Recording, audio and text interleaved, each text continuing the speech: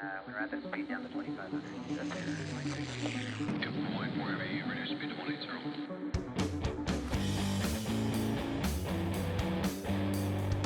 Black Box.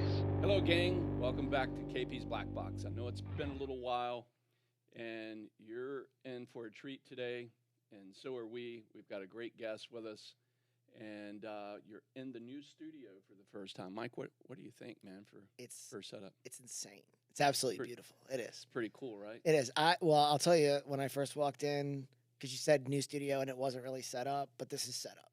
Yeah. I know it's not done, but it's set up. You've got a little experience with that. We'll talk about it today. So. And the first thing I noticed was the bar when I walked in. So. The bar is pretty sweet. Yeah. That's behind me here. I don't know if we got a full shot of that. We'll work on all this lighting stuff in the future too. And in the future, we'll do like when we have 2 or 3, 4 people in the studio. We'll do it over there on that side. Like a round robin, yeah. Yeah, which would be a lot of fun. Yeah. No, maybe have you back and bring some of your comedian buddies with you. Oh, that'd be great. That'd be fun. The only thing we're missing that we can't do here that I enjoy every once in a while. A cigar. A nice cigar. Yep. With a little whiskey. Yep. That's a lot of fun. Yeah. So, I've got the great Mike Vecchione. You said it right. And you can't imagine how many times Jake probably has me on recording in the pre-production. Going, Vecchione, Vecchi. Everybody does it. Effed it up. I don't know how many times. Did good. Yeah. You did good. I had to think. Carry on, Vecchione. Yeah. So, Mike Vecchione, veteran, and if you can guess which branch of service. I appreciate you wearing that today. Yeah, my son's going to love this too. Yeah. So 20-year coastie, or as the Marines like to call you guys, the puddle jumpers. That's right. Yep, so just got puddle jumpers, puddle pirates. Let me just get the all the insults out of the way. We got them. Right. I always found in the field, though, like Marines and coasties, always like, when I would go to like FOBs and stuff overseas, I always like bonded with the Marines the most. Like, so like the Navy would kind of like always, of course, they beat up, like they're like our big brother. Right. You know, they beat up on us, and then the Marines would always like help us crap on the Navy. Well, the cool thing for you guys as coasties, especially you wear maritime enforcement, right? Yeah, maritime enforcement specialist. So for the Coast Guard, and help me if I'm getting this wrong, but you guys fell under 2 different U.S. titles, Title 10, Title 12. So you could go Department of Transportation when originally. Yep. And then you could switch to Department of Defense. Well, we were DHS obviously after DOT, but Department of Homeland Security. Yep. Okay. And since DHS, we have not switched over to DOD. Okay. So like Didn't know that. Yeah. But back when we were DOT, they could actually move us over to and fall under DOD. In a full or limited. So you could make capacity. an arrest where technically a sailor or soldier under DOD was not. Cannot. Right. Yeah, because we have federal law enforcement authority. So like every Coast Guard technically every Coast Guard petty officer is considered a federal officer, just like our customs officer. And then your boarding officers have the power of arrest. Okay. So you have like boarding officers. So like if we go on a Navy ship, that power extends to that. So even if the Coast Guard boarding officer takes Navy sailors with him on a boarding, you still have that power of arrest because it's being done by the boarding officer. So do you know the Coastie video has been going around the internet? It was on the news a while back. But the Coastie who jumped on the semi-submersible, beating on the door. Oh yeah, you know that guy. I personally don't know him, but I know of him. But I know the team that he was on, and we have a lot of common friends. Yeah, that's pretty awesome. Yeah, it's a small community. I retired in 2018. So, 20 years you did? Yep, 20 years to the day, literally to the minute.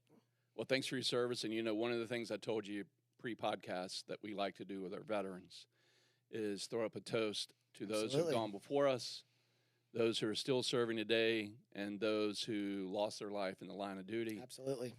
We like to throw out a toast, and you got to pick. Yes. And so you picked a local distillery. This is Tarnished Truth over part of the Cavalier. But that's a special bottle. Special bottle right here, and I'm holding the wrong special bottle. That's okay. But we'll give a little shout out to the guys over at GBRS, some guys from the old Special Warfare Group, the U.S. Navy. Shout out to Cole Fackler, DJ Shipley. They gave me this bottle. They're clients of mine on my financial firm. And they bought a whole barrel. Awesome. It looks and good. then bottled. It's beautiful, and it's got their stuff on the back. So Cole gave me one of these the other day, and we were in a meeting, and I was going to open it up this morning. I was like, no, that wouldn't be cool. Yeah. I'm going to open it up with DJ and Cole whenever I get them on the And podcast. and the cool thing is they actually tied into the nonprofit that I worked with, the veteran that I'm on the board for. Yeah, tell us we'll- about that, and I'll pour while Yeah, you're we can talk chatting. about that. So when I got out of the Coast Guard, you know, and we can get into more of the business stuff after, but I started a cigar and coffee shop, my first business, and ended up meeting a gentleman. I was doing. Is that too much for a Coastie? No, man, that's good. Come on. We can drink. Coasties can drink. Pleasure House Brewing was doing a Father's Day cigar and they were doing a Father's Day thing. So I brought cigars and coffee. I ended up meeting a gentleman. He was a former Marine sniper, incredible guy, and he bought a ton of coffee and cigars from me. So we just started shooting the crap and talking and stuff. And he's like, "Hey, I'm gonna come by your cigar shop," and I was like, "Yeah, come on." So I ended up doing cigars for his wedding. So we got pretty close. Now, did you roll cigars? No, I didn't roll. I blended. Okay. I had my own blend. I worked with Karel Martinez, Enki Cigars down in Miami. He's incredible. Wow. So we did That's have awesome. our own cigar, which I still have. I'll get you. Man, bring me some. Yeah. Dude, you didn't bring me any cigars. I didn't think we could smoke in here today. We Well, can't. I think I was starting to say that's the downside in here, is it can't light up. That's all right. Jake, Well- we still got to figure out. We need to ask our building manager if we can put a smoke eater in here. I was gonna say good But we got a ventilation to pump it sprinkler out. right over top of us. That might. not It's be a good definitely deal. going to be a hard no. Yeah, We he's could like- wear raincoats. That's right. Right, just let Little it go. umbrella. Yeah. So Jordan Habenstrait's the CEO of the nonprofit. It's called Salvage USA. So if you would like to check it out, salvageusa.org is our website. And he came to me and he's like, "I have this idea. I want to start a nonprofit. Do you know anything about that?" And I was like, "Well, I know a little bit about starting businesses," and kind of gave him some information that I had, and about as far as like getting with a lawyer and getting with an accountant. Yeah. And And you can read the manual, right? Yep, we did in the Coast absolutely. Guard and Read the Marines, manual. So he started the Marines nonprofit, read manuals upside down and they're in crayon. and So. then crayons. So you can't eat them. So he goes, "Hey, I started this nonprofit. I'm gonna do it." And I was like, "Oh, cool, man." So fast forward, I ended up starting my second business, which we'll get into again, how I leapfrogged from 1 to 2. Yeah, And let's do it. part of that was COVID, but I was like, "Oh, do you need any help? What do you need from me?" And he's like, "Well, I'm gonna be doing all these activities with veterans, and it's obviously for mental health." And he primarily focused on special operations veterans because he tells the story. The reason he started it was he had so many guys from his platoon had killed themselves, and he was tired of losing guys. Yeah. And he's like, "I got to do something." So he just felt like, I'm going to do something, right? So he started this group, and after about a year, I started teaching coffee roasting to veterans. We had some, spec war guys come out, and they would, "Hey, I want to learn how to roast coffee." Cool. Spend the day with me. It was awesome. Dialogue, right? Special operations guys shooting the crap together, talking. It's very just that alone is very healing. Just spending time with like-minded individuals, right? Especially after you get out. A lot of times, what's the one thing that we miss, right? The camaraderie. Right. Yep. So that's what we provide. As my son would say, the clowns, not the circus. Exactly. Yep. Yeah. Yep. That's a good one. Yeah. I missed the clowns, not the circus. Yeah. So after about a year, he asked me to be on the board of directors. Of course, I was honored and I jumped at the chance. That kind of progressed into I do a lot of overlanding and outdoor stuff. And I said, "Hey, man, you we got should." a pretty cool Jeep, by the way. Thank you. That's Thank you. Yeah, we were talking about. We'll talk about that later. Yeah, Go ahead. I got all into that stuff. So I was like, "Hey, maybe I can take some veterans on some camping trips or something. Just overlanding and just take them out. I'll take them in my truck. They don't need to have anything but a sleeping bag. So we started taking them. We did hog hunts Nice. with Mortalis Outdoor Adventures, which the two gentlemen that had that have split off, and now one of them still does Hunting Carolinas, which is an awesome organization. He works with a lot of veterans, and they do hog hunts and Like down in Texas. predator or- hunts. They're actually in the South Carolina, North Carolina, Okay. right there on the border. So it's a pretty quick drive from here. Okay. So I took 2 different trips, hog hunts down there with different veterans, which was incredible. We had a blast, and then we worked with Tribeskate when they had Tribeskate. Yep. And they did skateboard building, Yeah. 40 toes. They did surfboard building. We do dive trip down to Key West every year, get guys certified in diving. So basically, it's kind of like whatever your interest is, whatever you want to do, we kind of help plug you in to those. Yeah. That's awesome. Yeah, so that's kind of like, how I ended up meeting those guys Yeah. from that group, because we worked very, very close with Tribescape, so that was pretty awesome. So what's pretty crazy is we were just getting the studio set back up. We've done our complete overhaul here and our new office space for my financial business, and this whole studio setup is just for fun for me. And like I told you earlier, we're not really monetizing this at all. It's just I enjoy interviewing people. Yeah. I'm curious like a cat and just want to know Yeah. what other people are doing, and especially veterans, because being a prior Marine Absolutely. who went into my own business, I like to see what other people are Yeah. doing who are previous veterans. So thanks for showing up today. Absolutely. Thanks for the service. And let's do a little Yep. toast before we go any further, because I'm nervous and the whiskey helps me calm Absolutely. down. I like it. But this goes out to all of our veteran coasties, Marines, sailors, Army, Air Force. Thank you guys for serving. Thank you to your Cheers. families. Cheers.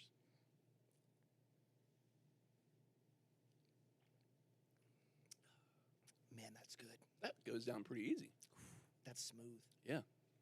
I catch the little burn right at the end, but I think It's that nice was. though. We'll do another one in a few minutes. That's got great flavor. Isn't that That's nice? got great flavor. Yeah. Nice job, Tarnished Truth. Yeah. I mean, just like a nice one of the big rock, the Oh, big yeah. giant the big, ice ball. Yeah. So good. Have you been in there in the Cavalier Hotel in Virginia Mm-hmm. Beach? The place down low is the. What is it, Jake? Help me out. The hunt room. The Hunt Room. Thank you. Yep. I actually wanted to do. I got to reach back out to them. I wanted to do So I basically cracked the code to like whiskey infusing coffee, like whiskey barrel infusing coffee, and doing Okay. it right. I'd love to do a coffee with them, like get one of their, even with these guys. There you like go, when they, guys. Hey, reach out. when they get the barrel. I just need a wet barrel. That's it. So get a wet barrel, aged 3 months. Takes 3 months. Nice. I did one with Have you ever had the Patron? It's infused yes, coffee. Yep. The espresso one. The espresso. Yeah, it's that's delicious. Absolutely. I've got it at home, and it's really So tasty. what you do is, like green beans, coffee beans are they're essentially they're organic, right? So they breathe. They're fermented, so you don't have to worry about them, going bad. Okay. And what you do is you put them in a wet barrel, and they basically exchange their water for the whiskey. So they pull the whiskey out of the barrel, and usually you'll know that when the barrel What's is the ready. chemistry behind that? How does that happen? So essentially, think of it like a cigar, right? When you infuse a cigar, you take the leaf and you put the cigar inside of a wet barrel, right? And Yeah. cigars need humidity. Right. So do the green beans. The green beans actually absorb the humidity. So if they're in a sealed barrel, the humidity is whiskey. So what happens is it basically chemically changes the bean, because instead of water, you're getting whiskey. So the beans get very heavy. They get very dense. You have to roast them a little So different. you're doing it when they're green before yes, you roast. yes. If you do it when they are roasted, I know a company that tried that. It doesn't work. You'll get the smell for a little bit. Yeah. But when you do it, and I did this back with my old company, we did a barrel. We took a bag, we set it on a shelf for a year just to see what would happen. And when we opened it, it smelled like we just pulled it out of the barrel. But so when you roast, though, is the alcohol being burned off? It seals it in.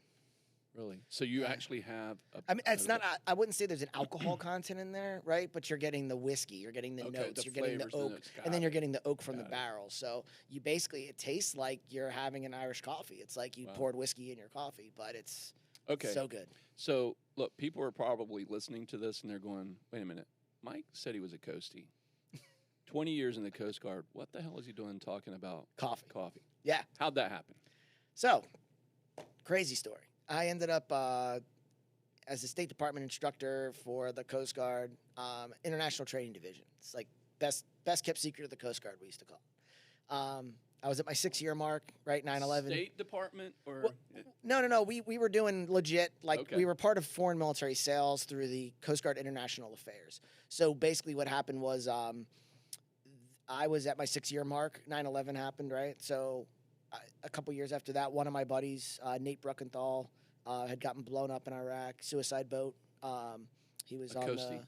Yep, he was on Wow. doing what we do, right? Go on Navy boats, and he was Yeah. part of the boarding party. They were on a rib, trying to stop a vessel from going into one of the oil. They tried to blow up the oil terminals. That Okay. happened a lot, and they realized they weren't going to make it, and they detonated the boat. Unfortunately, several sailors, and Nate lost his life. He was a very good friend of mine. I went to boarding officer school with him. It was crazy. I heard about it in the news first. I actually read it in the newspaper that morning. I came into the station and I grabbed the newspaper and I opened it up and it was like, Coast Guardsman loses his life. And then you're thinking like, I'm not going to know that guy, right? And then you read it and it's your friend's name and it's like, holy shit, you know? So that kind of like floored me. And then of course we saw the message traffic and everything about it. So at that point I was like, you know, it's that whole, like, I'm mad, I want to do something. And I was ready to get it out. I didn't know what I was going to do. I applied to Capitol Police in D.C. I applied to Coral Gables Police in Florida. I knew I wanted to do law enforcement, but I didn't know kind of which route I wanted to go.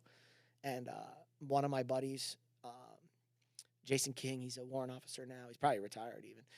But he was ahead of me, and he got to that international training division. He was at my station, and he called me up and goes, bro, you got to come here. Like, this is the place. And I was like, what do you guys do? And he's like, travel all over the world, man. We teach, you know, Coast Guard law enforcement, boating, all kinds of different things, for, you know, small vessel operations. And we go to like dozens of countries a year. And I was like, that sounds cool.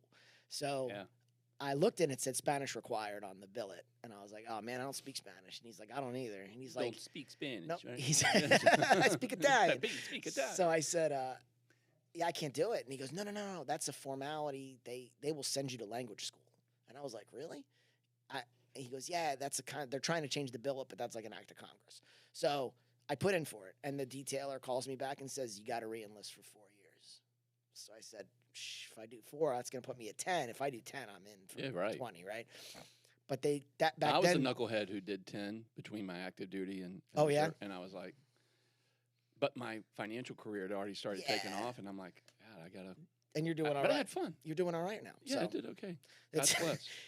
That's the 10 is like that tipping point where it's like you got to decide by 10. Yeah. Now they got the new blended retirement system and all that, and you BRS, probably understand that more than I do. Yeah. But you know, in the old days, it was like if you left before 20, you got nothing. Right. Now you get your little 401k and all that stuff, so you can do 6, 10, 12, whatever. Right.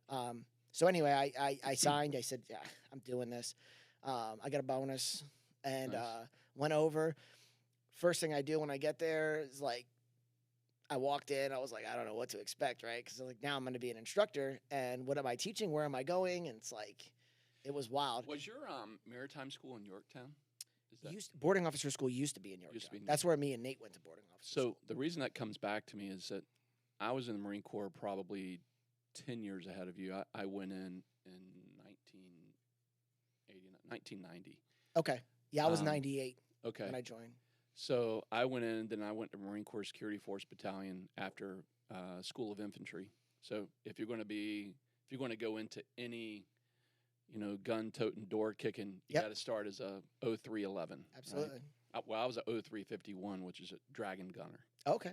But I shot that weapon, which is this wire guided missile, shoulder carried, shoulder fired, and I shot that in School of Infantry. And I shot it once at my unit.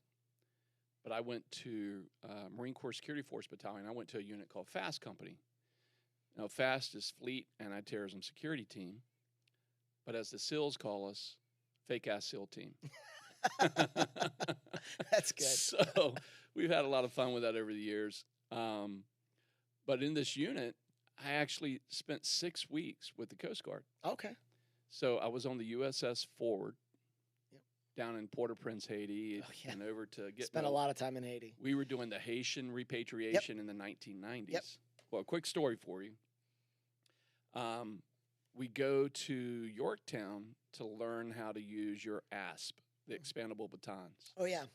So what we were doing is that you guys were being overwhelmed with the amount of Haitians that were being repatriated. Insane. But you guys were telling them they were going to Miami. And as soon as they had leave Gitmo, and before Gitmo being where we put bad. Right? Back when Gitmo was like getting ready to shut down. Yeah. They were like looking at shutting it down. And then 9/11 happened, and then it became, you know, a terrorist compound. Yeah. But anyway, so we go to Yorktown, and we learn to use your ASP. But there's a cool little weapons. This is an expandable baton. Yep. Made of steel that you can just beat the shit out of somebody or subdue them. Brutal. With how you do wrist locks and arm locks. Yeah, things nuts. So we had coastie instructors that were whooping our ass. Yeah. They were really proficient with those things. Yeah, and those guys. So the MLE Academy was there, which was our boarding officer school, which is now down in brain farting, South Carolina. Okay, Charleston. Yep, at the FLETC. Okay. And got it. then we also had Tacklet North, which is our tactical law enforcement team, which at the time was, our Coast Guard's like version of like special ops, if you will. Yeah. There's a really good book, Not Your Father's Coast Guard. I would recommend. Check it out. So Not Your Father's Coast Guard. Not Your Father's Coast Guard. Can they find it on Amazon? Yeah, oh yeah. Yeah, we'll throw it up as a link. Absolutely. So, and the reason I brought that up is that Jake, look it up on Amazon. Put it up on the screen for my me. initial, so at Yorktown, I was International Training Division. International Training Division was stemmed from basically Tacklet North. So Tacklet North had an international, they called them IMLETs, International Maritime Law Enforcement Team. And these guys would do what they called op evals, and they would go into like Bolivia and like, they were in the jungle. These guys went to like ranger school, and they were like jumping out of planes, and these guys were doing operational evals, but they were fighting alongside these guys. And I don't want to get into it and spoil the book, but we called them the original Coast Guard snake eaters. And they were pretty. Can you put that up here, Jake, on the screen, or is it? How are people seeing it? Yep. I have it on the screen now. You have it on the screen. And so Matt Okay. Mitchell, the author, ironically, was a JG at International Training Division when I was there. And I remember, like, right when I was leaving the unit, he was putting out the Freedom of Information Acts to get all of these operational details to make this book. He was like he loved the story. And that was like, I would say that was like the unit that we derived from. And then, of course, after they found out what was going on, they shut it down, and they were like, "No, you are instructors, and you'll be doing instructors." Dude, what a small world. So you're telling me about this book, and as you're telling me this, I had a client. I don't want to say his name. So he was, I guess I don't know if you guys call it the blue side, but he was a coastie. But then he went Coast Guard Investigative Services. Sieges, yeah. Okay, and then you said Bolivia. He went down to Bolivia and stayed most of his Coast Guard tour in Bolivia in the jungles. Yeah. He was probably with those guys. Off screen, I'll say his name because Yeah, this yeah. guy was doing some high speed stuff. Pretty sure I know him. He's a client of mine, lives in Miami now, Pretty sure I know him. but he married a Bolivian woman, A bushwife. a bushwife. Yeah, bushwife. So he's telling me this story one day, and he's talking about, hey, Kenny, when I retire, I've got a little bit of property down in Bolivia. I'm like, what do you mean a little bit of property? He goes, what? My wife's father, when he passes, she's going to inherit property. It's a little 3,000-acre farm. Yeah, just a little bit. I'm like, what the? What? Down It's there, like, that that's is a little property. So he goes back and forth now. But the problem he has down there, Mike, is squatters. Yeah. So he has to hire a local security force To clear the land. to keep people, because there's squatters' rights in South America. Yeah. And I don't know if it's in every country, but in Bolivia specifically, according to his client, if someone stays on your land for, I don't know, more than a year, I could have that number wrong, they get rights to That's that property. insane. So you're always having to Gotta clear 'em out. run them off. Yeah. And so he's got armed guards. That's crazy. And he was a retired coastie. Yeah. They're running this plantation farm. So that's and I totally digress from the question of how did you get into coffee, but obviously you can tell with all the South America stuff, right? That's where we're going. So that unit sent me to language immersion school. And so I had to go to Guatemala, and I went with two other gentlemen. So you learned to speak Spanish. Yep, I learned to speak Spanish. I was a interpreter for the Coast Guard for a while, which I was crazy wish. as an Italian kid, right, from Jersey. Yeah. And then like even now people will assume I'm Hispanic by looking at me, and I will say my Spanish has definitely gotten rusty. I don't practice like I used to, but there was a time where I was teaching courses in Spanish, which in my mind I would do it, and in my mind I would think, how crazy is this? Like, I failed Spanish in high school. Yeah, it was me too. terrible, and I was like, my Spanish teacher would be so proud of me to see me in Argentina teaching, their naval force, and I'm My not Spanish- even using my interpreter. It's Taco Bell, chalupa, burrito, quesadilla, quesadilla.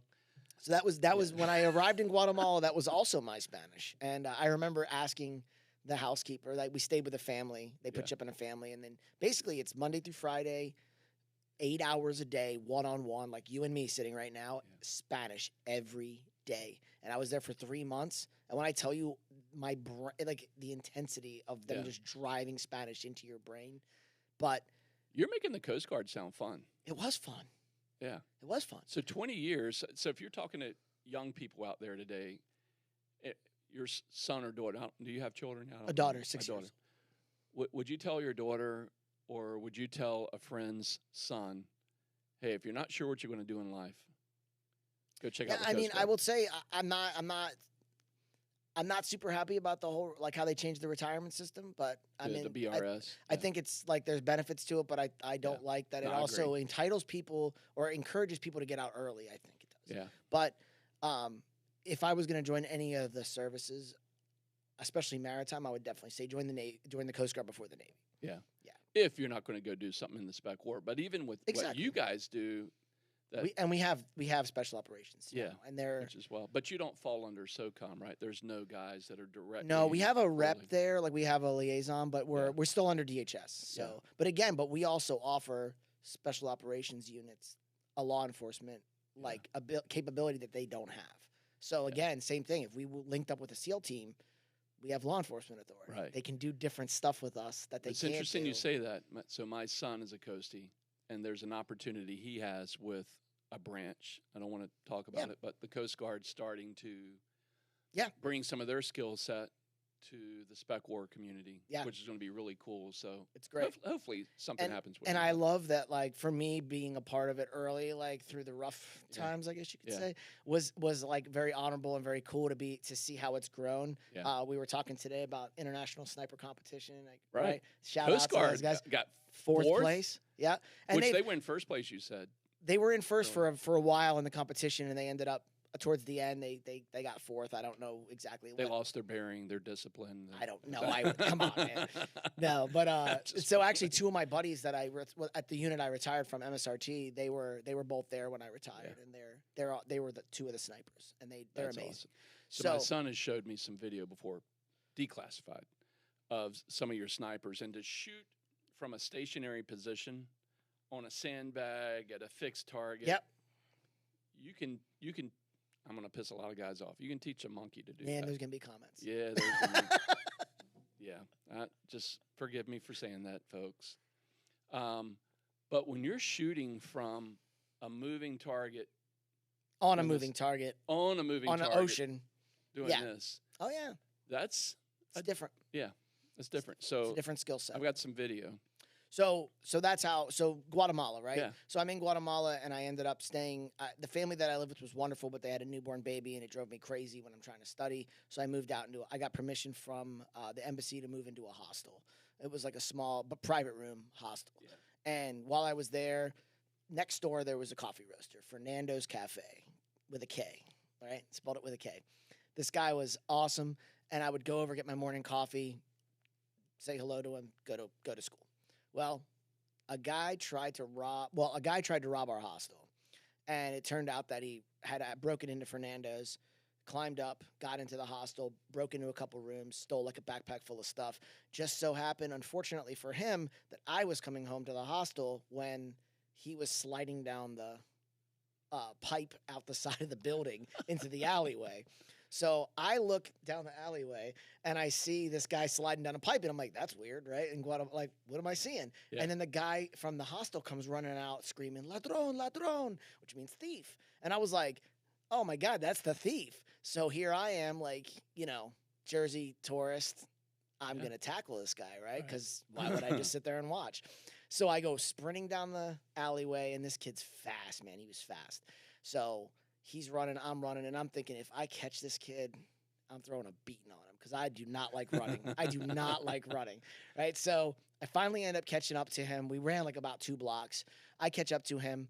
We're going to keep it political. I subdued him. And then the tourist police came. So if you've been to Central America, you know that they have the tourist police. Those are the guys with the nightsticks and nothing else. Right. And you know what they do, right? Yeah. They take people that shouldn't be messing with tourists and they throw beatings on them somewhere. Yeah. So this kid was. And I have a nightstick story that the Coast Guard taught me, so I'll share This it with kid you. was out. When I tell you he was out, he was subdued. He was out. And they got around him. No se resiste, no se resiste. Resist. This kid's not resisting. He's out. And they're beating him with the nightsticks. So they took him, threw him in the van or the pickup truck, and they squirted away. And I was like, oh my God. what the That's heck just wild. happened? Like, this is wild. So I didn't think anything of it. So the next day, I'm leaving the hostel in the morning, right? And I got that, like, next day, like, adrenaline, like, Yeah, man. yeah. But I'm also thinking, shoot, if this gets back to the embassy and, like, my command, because we're supposed to be, like, real low-key when we're there, I'm like, I'm going to get in trouble. So Fernando's wife comes outside. She sees me and says, oh, come.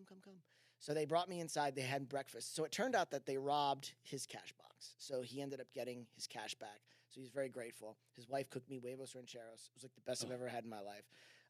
And then he was roasting coffee, and smell was amazing, and I had coffee, and I actually talked to him. And so we started talking both in English and Spanish about coffee. And he just started just teaching me stuff, just little facts. And I just became obsessed with it. Like it was this thing where it was like every day I would go in there after that, I became like super close with him. Every day I would go into breakfast, and I would have breakfast at his place with him, and I would have coffee before school. And I would say, teach me something about coffee. And he would teach me something, Arabica coffee, the altitude it grows at. What's the difference between Robusta and Arabica, and all these different things. And when I left Guatemala, in my mind, I was like, when I retire, I'm going to work in coffee. Like, I don't know what I'm going to do, but I'm going to work in coffee. And that stuck with me. And I was at 7 years in the Coast Guard at that point.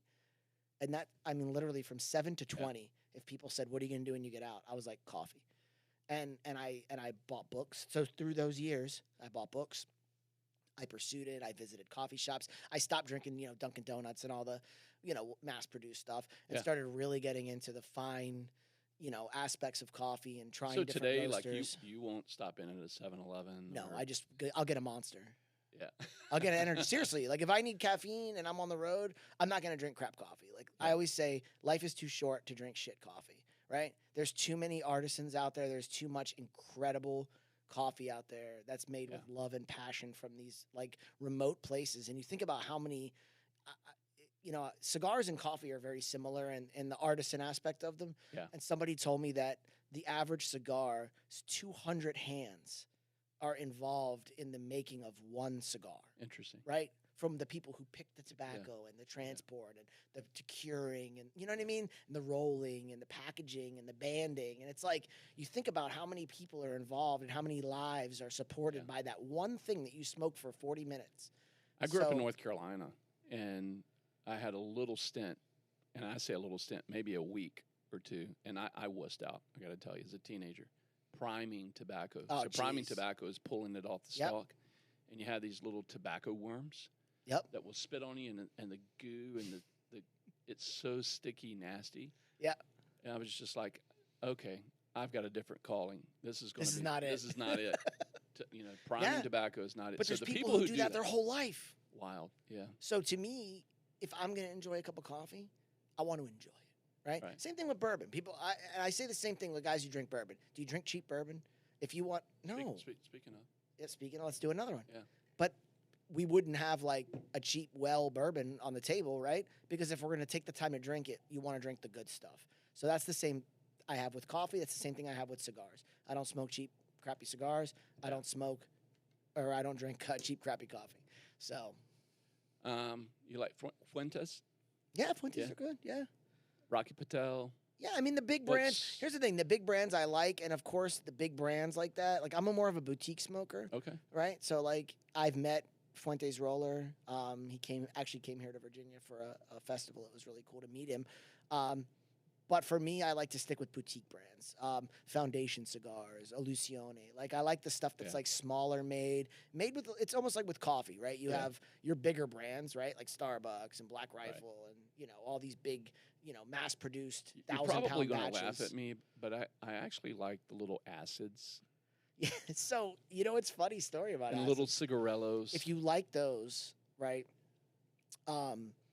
Foundation Cigars makes a flavored cigar line, and the guy who created acid for Drew Estate. Do they have a website? Foundation? I'm sure they do. Yeah, Foundation Jake, Cigars. Look at Foundation Cigars, because Jake likes a nice. Oh cigar yeah, too.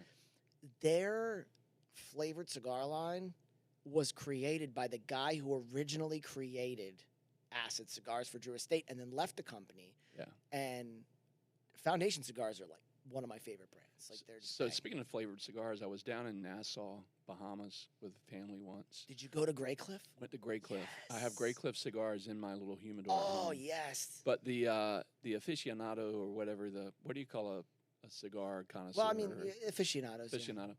So, Tobacconist is actually the tobacconist. that would be like the term of like a sommelier for wine. Right. It'd be a tobacconist. Okay. So we were drinking some bourbon, and he cut the tip of the Grey Cliff for me, and he went to, and he dipped it in my whiskey. Yeah. The bitter end. Yeah. And I do that now. Oh, yeah, he's Did you pulling find it? up. Look at that. Foundation cigar. So these are folks you know. Oh, I don't. They actually, I You don't- carried them at my cigar shop. Yes, I Okay. was actually the only local. Oh, the brand. I know Foundation Cigar now. I was the only Okay. local brand that carried Foundation. Jake, So order us they, some. they have a flavored line called the Upsetters. And that's what I was Upsetters. getting. So if you like acid, Upsetters are like the OG acid before they became mass produced. Acid now I won't smoke because acid now is like 7-Eleven, right? It's Yeah, like you can get them. it's- Well, they're chemically treated. Yeah, it's very chemical. Yeah, the Upsetters are natural. They do the wood and they smoke the wood and they. All right. So what would you infuse- suggest? Well, so I'm a Candela fan. So green, like the green cigars, and Grey Cliff, since you mentioned them, has Yeah. the insane. I think they call it the Emerald or something, but their Candela is great.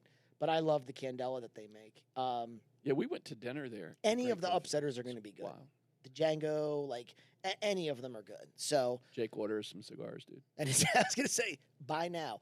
And the cool thing about that is, like I said, the guy who created it was the guy who created acid originally. So, like, I remember smoking one and going, this reminds me of like acid from the 90s. And they're like, same guy. And I was like, they got the guy. Oh, yeah, they got the guy. So, Foundation's great. You know, and again, I'm not like sponsored, but I don't even have a cigar shop anymore, so I don't get anything to tell you that. I'm just telling you what I like. We're just putting it out there. Yeah, man, yeah, you know? I tell you what I like. Yeah.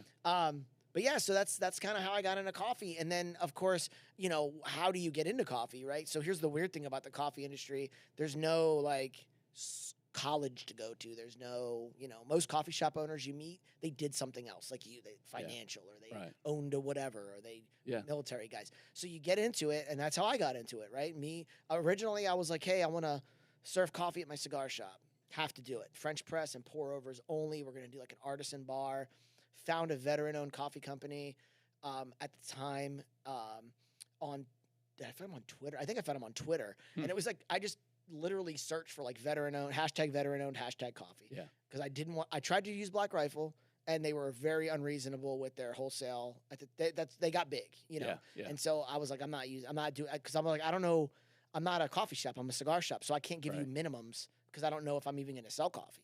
Right. And I found this guy at the time. He was in Missouri, and his coffee was white label, you know, of a bigger brand, but he was like really cool dude. And I'm like, hey, I'm going to carry your coffee. He's a Navy vet. So I said, hey, I'm Navy area, right? Coast Guard guy. Let's do it. Yeah. Carried his coffee, became a partner in that brand. He moved to Chesapeake. I became a partner with 3 other gentlemen. We started a veteran-owned coffee company right before COVID hit. COVID kind of, Told me. it killed my cigar shop, but it sparked my coffee brand, which is Yeah. kind of weird how that You were telling me works. the story when we met in Cold Press here, Virginia Beach, local coffee shop. That you had a facility down in downtown Norfolk. Yeah. And you brought in a container, basically. No, it was a Or trolley. Trolley. Man. Trolley. So Not a that was container, the trolley. cigar shop, yeah. But Yeah. yeah, the city of Norfolk was like, "Oh yeah, that's a great idea." You took them up on it, and then they were like, "Wait a minute, what are you doing, Mike?" Yeah, so I will tell. So I have no formal business training experience whatsoever. My dad is an inventor. My dad is an entrepreneur. But he's like an artisan guy. Like he's, you know, like a jack of all trades. So like he's kind of the same way. We never went to business school. So I learned a lot from him. Learned a lot through trial and error. A lot of it was error, right? Mm. But I always also was told that, you know, it's not a failure if you don't give up and you don't Right. stop, right? Yeah. So when I started my coffee shop, Failure's defined by how quickly you get up. yes, exactly. And for me, it was like when I started my cigar shop, I needed a place to smoke inside, right? For those listening that aren't from Virginia, if you have indoor smoking, you can't have food, you can't have alcohol, because to have alcohol, you have to have food. That's the Virginia kind of trap, right, for ABC. So there's people who found some gray areas to get around it. Like in Richmond, there's a cigar place that has indoor dining and smoking, but there's segregated, I guess. There's a little workaround. Well, when you walk into the lobby, they have a table, one table with because you have to have separate ventilation for the two spaces. And they literally put a window unit in above the door, and it says non-smoking on the one table, and the rest of the place is smoking, right? So cool, right? You found the workaround. So bottom line, nobody goes into that Richmond establishment. No, of course not. No, you don't go in there if you don't like cigars, right? That's the whole point. But by the definition of the law, they did it. So for me, I was in a space in downtown Norfolk. It was the old Ford building. It was cool, super old, historic brick building, and there was no way for me to do anything like that. There was no way to segregate off the section. Can I stop you there and just give a business tip here? Sure. I had an attorney tell me once that the question you should ask is not, how do I do it? Or, I'm sorry, I said that backwards. Not how, but can I do it? Yep. You need to ask, how do I do it? Yes. And it's funny because that's when we get further into my meeting with the city, when I decided to take a trolley car, anchor it to the ground in the parking lot, and turn it into a cigar lounge. They kept saying, no, no, no. And I said, you're not the office of no. That's not your job. Tell me how. What do I need to do? You're inspectors, right? So what do I need to do to make this a reality? And they were like, whoa, blah, blah, blah. And I'm like, no, no, no. You can't say no. That's not your job. Tell me what I can do to satisfy your check boxes, right? Yeah. Whether it's That's good. I told him, and I joked with the guy, but I'm like, do I have to wrap $100 bills around cigars and slide it your way? Like, what do I got to do, right? And he's like, oh, no, no, no, of course not. I'm like, that's the Italian in you. Of course, that's the Jersey, right? But I was like, give me the checklist, right? And I'll make it happen. This is going to happen. I told him, whether it lasts, I'm going to do this. It became a mission of mine, right? I also learned another business lesson from that. And that business lesson was, if nobody's doing something, instead of automatically assuming, like, I'm going to be the first to do this, ask why nobody's doing it, because maybe there's a good reason, right? So I've learned that over the time. I'm one of those guys that sees something and I'm like, I'm going to climb that. Sometimes not every peak is meant to be climbed. Yeah, sometimes you have to remember most pioneers died on the trail. You're right. Absolutely. So yes. If you're plowing the way, I've died on many trails, yeah. and so I've learned to like chill in my older age, where I'm like, maybe it sounds cool, but the fact that I think I'm the first one that thought of this, I'm probably not. I'm just the first idiot that's going to dump his life savings into it. What's crazy, man, is I think of this story. Like, I love Lake Tahoe. Yeah, it's one of the most beautiful I bet I love it places on there. the Yeah, it's planet. amazing. But there's this other place on the other side of Lake Tahoe, as you're headed into California, called Donner's Pass. Okay. And Donner's Pass has a really eerie story of people who were on the Pioneer Trail headed west for that opportunity of they're gold miners. On Donner's Pass, they ran into a pretty bad snowstorm. Okay. And they were caught in between two mountains. And these folks had to basically come down to deciding whether or not they were going to survive or die. And survival meant eating those. Cannibalism. Yeah. Eating those who didn't make it over the mountaintop. Wow. And so, I think about that in business sometimes. Are you willing to fire your mother? Absolutely. Right? So if you can't do the tough things in business, it may not be a good place for you to be. And I also learned that being an entrepreneur, right, and being a business owner, everybody says, oh, it's better to work 70 hours a week for yourself than 40 for someone else. Not always. Oh. Sometimes it's better to work 40 hours a week for someone else based on you and your personality, but also team. Right. And I've learned a lot about that with Town Center Cold Pressed, which is the current company I work for, which we'll get into a little bit. But really have learned team dynamics in business there. Yeah, support local, by the way. Cold Press does a good job. Their coffee is good. You're going to make it great. Yeah, it's phenomenal. I will tell you, I've won, since I've taken over there, I won Cova Magazine's, Best Coffee in Hampton Roads, silver.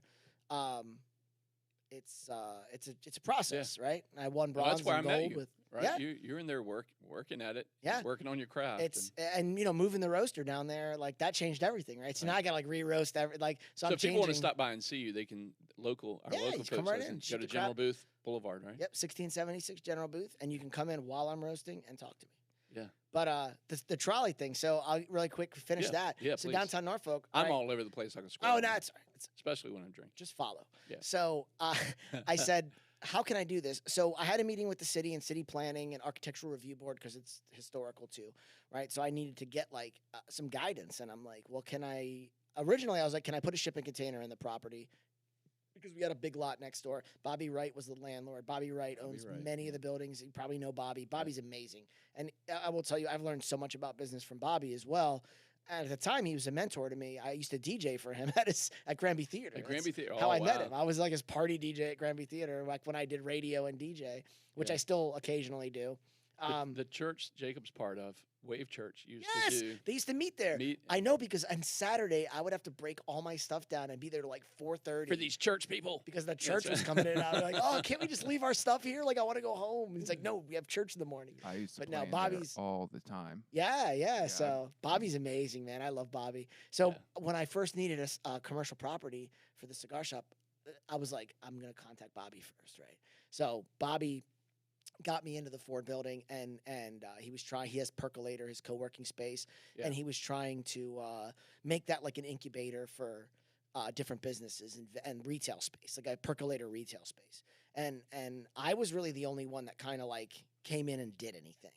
So he ended up selling the restaurant portion that was in there to Brian Shagno, who was the owner of, at the time, FM Lounge on Granby. Okay. And their lease was up, and so he was looking for a new location, and he opened up Southern Eats, which is cool. He's a Navy retired senior chief. Oh, I didn't know that. Yeah, so like so he's like, I'm bringing in this other veteran. He's going to do a restaurant. I'm like, well, he can do the bar, and I'll do the coffee and cigars, and we'll coexist, and it'll be great.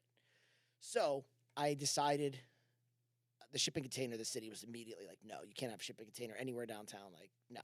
And I said, and then literally the light rail passed. So I go, what if I get like an old train car and slap that? Because I remember train car diners in like Jersey and PA and stuff. Right. And they're like, well, you have to put a track down and in the parking lot to have it sit on. And it would be, it would be hard. You have to bring a crane in and shut the street down and everything. And I'm like, what about a trolley? Because they have wheels and we could tow it right in the lot.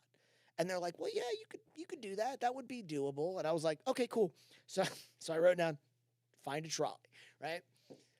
That was the end of the meeting. So I went online. I found a specialty vehicle brokerage that actually sold trolley buses and all kinds of stuff. That's wild. And I found a trolley from Rhode Island. It was a Rhode Island public transportation trolley from like the 70s or 80s. And it was like decommissioned. It was beautiful. Like, it was amazing. If you go on Google and you Google Norfolk Trolley Cigar Lounge, it'll come up. Do it, Jake. And actually, there's an article that was done by Cigar Aficionado magazine, which was like, to me, blew me away. That I'm like, here I am, like, you were an aficionado. Yeah. You see the article come up. It's probably one of the first things that comes up. And the picture of the trolley in there was before I had finished repainting it. So I would say it's still pretty, but when I was done with it and had all the exterior lighting and everything, like, it looked gorgeous. But we put a ton of work into this thing, and there we go. Wow. So I parked Cigar Lounge. I parked that thing and anchored it. You could see the two anchors coming out of the front. Like right where his cursor is. So we used the guy that anchors like the. Look what's right next to you. Well, yeah, right. a cigar ad. Yeah. So. That's aficionado. So that's the article from them. And so Jimmy Olivero with Lifted Media did the drone shot for that.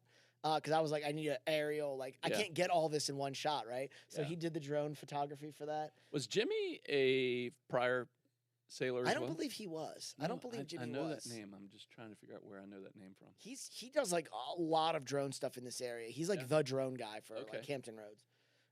So anyway, that's what I did. So that became the project, right? Was turning that into a cigar lounge. And when I tell you how hard it was, when I would bring on like, I need AC, right? So I contacted multiple HVAC companies, and they're like, oh, it's going to be too difficult. Like excuses. All I got, excuses. And I'm like, look, I want people that are going to have the same passion of doing this that I have.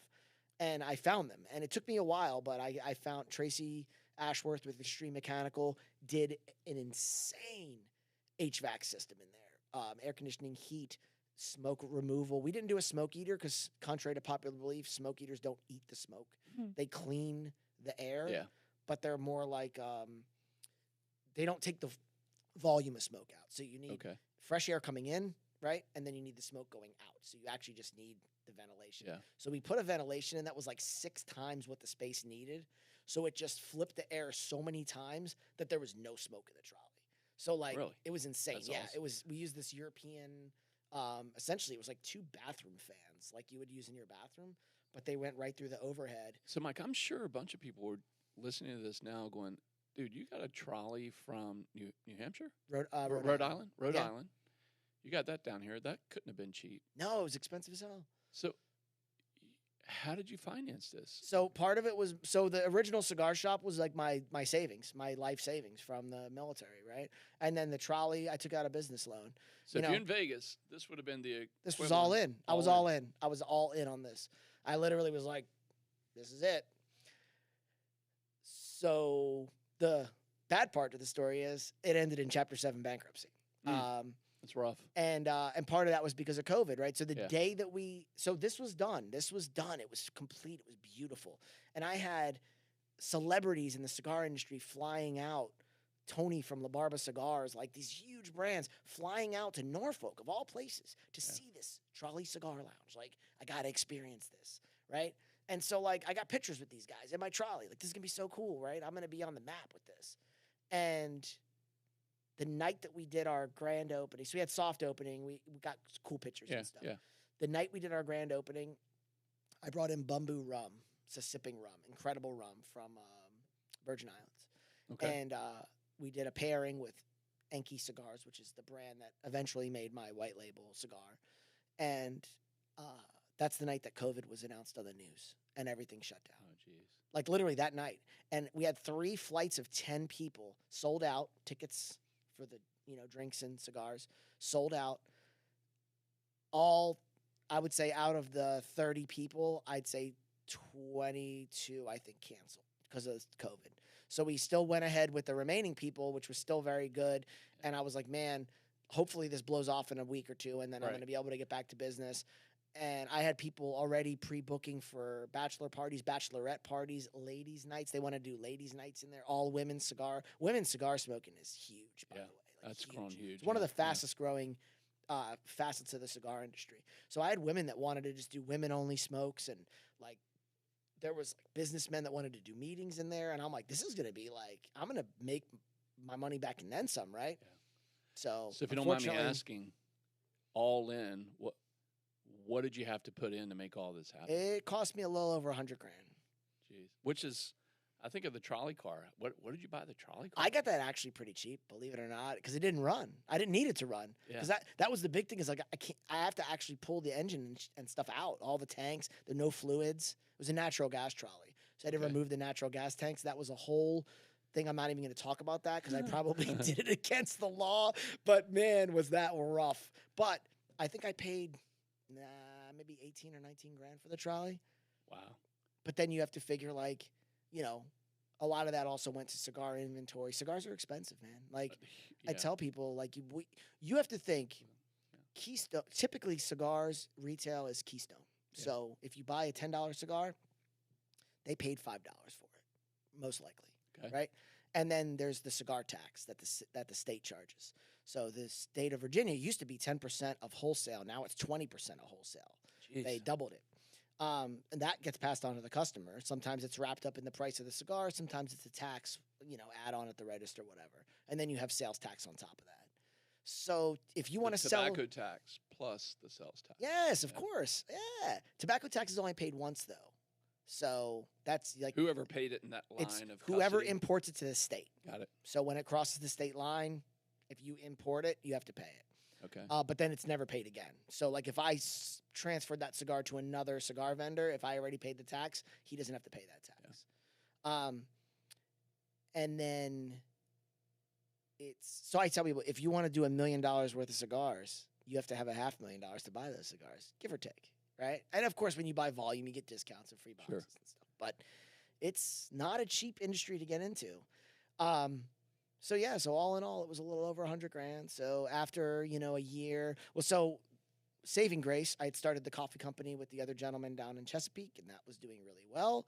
So it just became like, well, I'll open the cigar shop when I can. Well, after a year and a half of not being open, it became a drain to me, right? Because I'm like, I feel bad. Bobby's got his property, and he wants to do stuff with it, and Southern Eats hadn't opened back up yet. So I'm like, what am I going to do? And even if I opened, when things started to gradually open, I have no booze because the restaurant's not open. Right.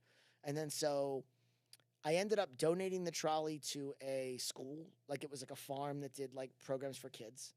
And I ended up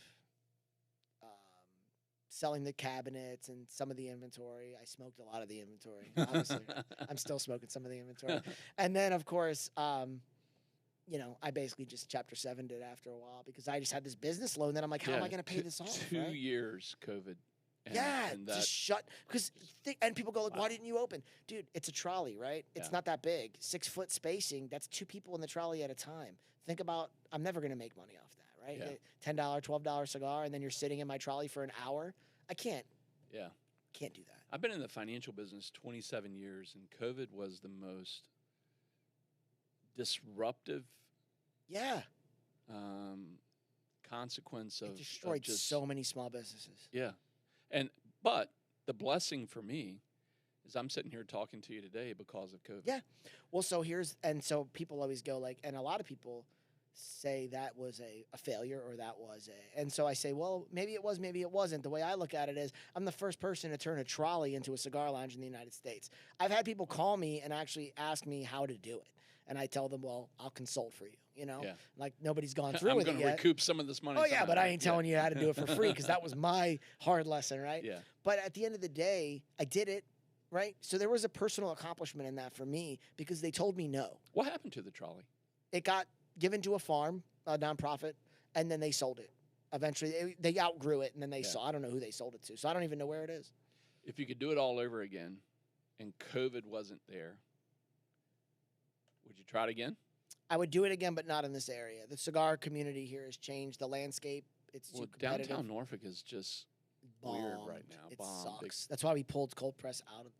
I can't speak for the owners of Cold Press, but I would think that's why they pulled one. But we still have another location there. MacArthur Center Mall is just. Well, we were by MacArthur, and so like the Cold Press at the Hilton's killing it, right? Yeah. And the guys who own Cavalier own the Hilton there, and they're killing it there at the Hilton. But we weren't there, right? So where the Roastery was down on Monticello, it was dead. I used to have my office in downtown Norfolk in the Wells Fargo building. That was our building where a Cold Press was. I was on the 18th floor. Okay. Yeah. Everybody left that building. Right. So that's where they moved the roaster to that one. And for a while, and that's where I was roasting.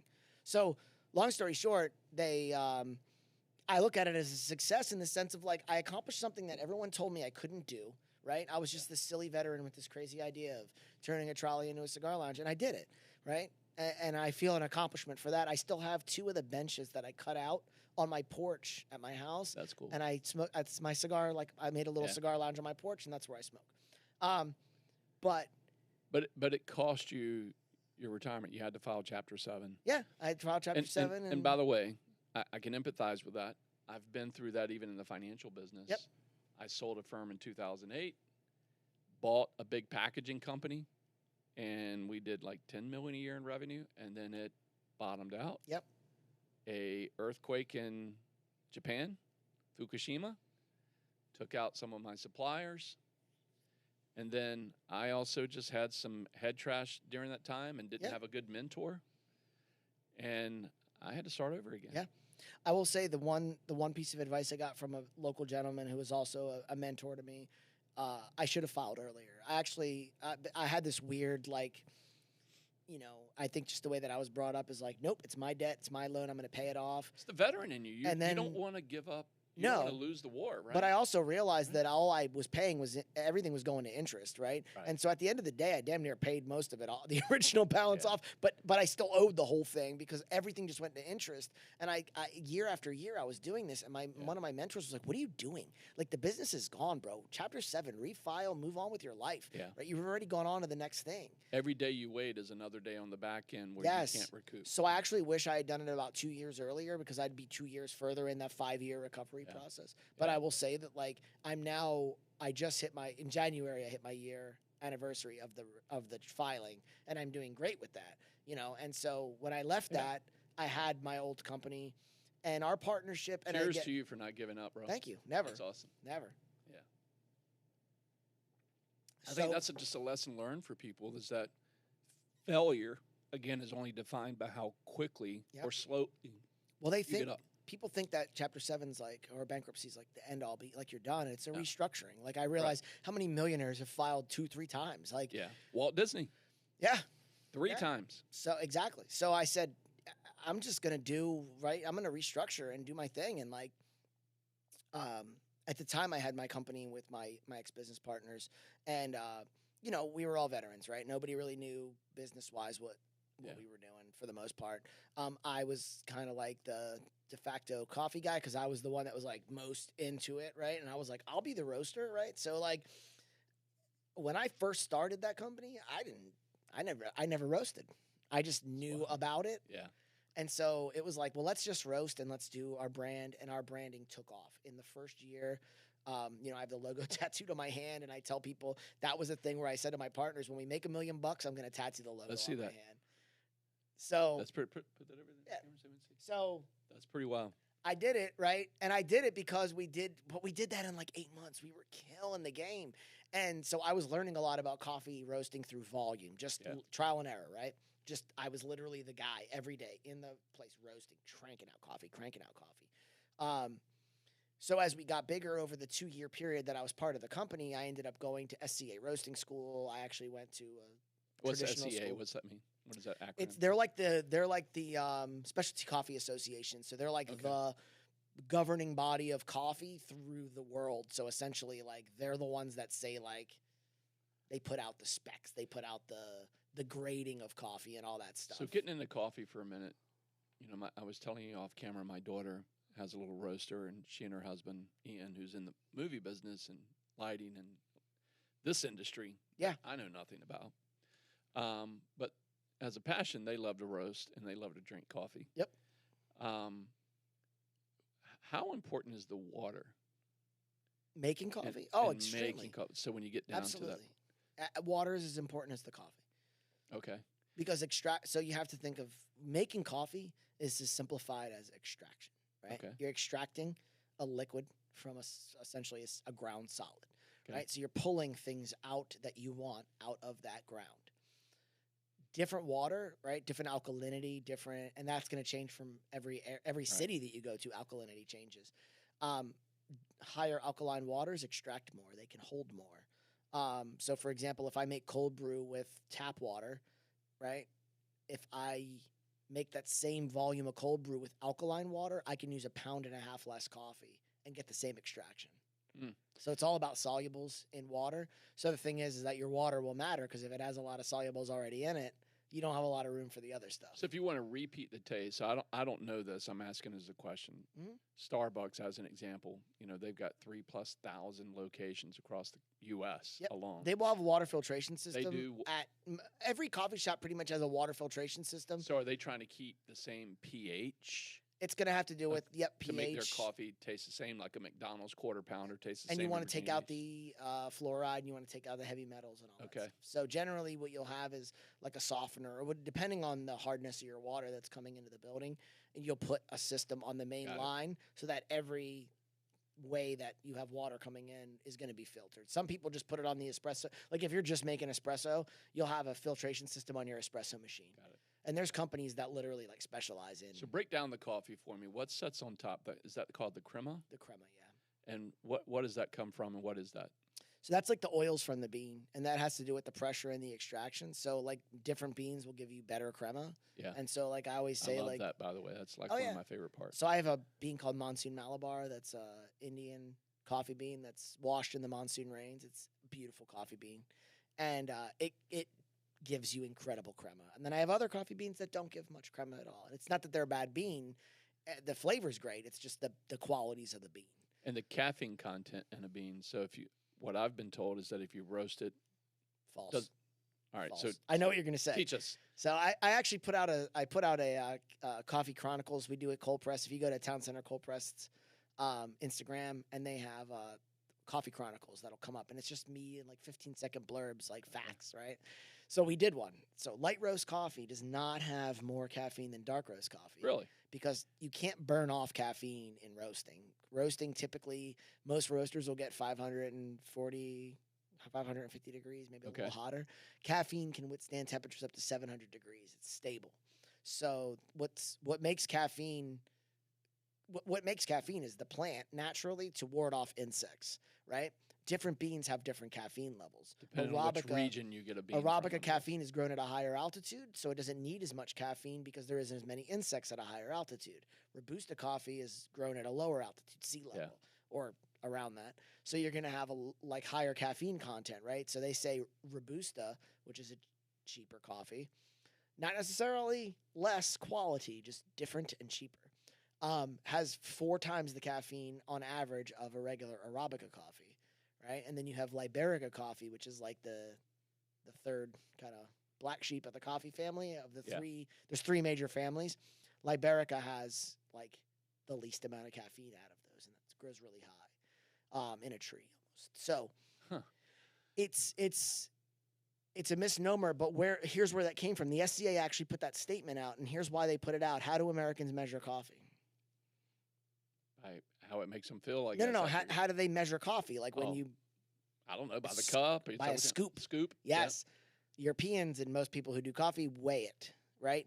And we do a coffee by weight. So like most pour-overs, and again, I don't want to start argument in the comments section, but some will say Please, 1 to make 15, them argue. 1 to 14, 1 to 15, 1 to 16, depending on your ratio, right? So like a gram of coffee to 16 grams of water, right? Most Americans do not take the time to measure out, and most Americans don't even have a scale in their kitchen.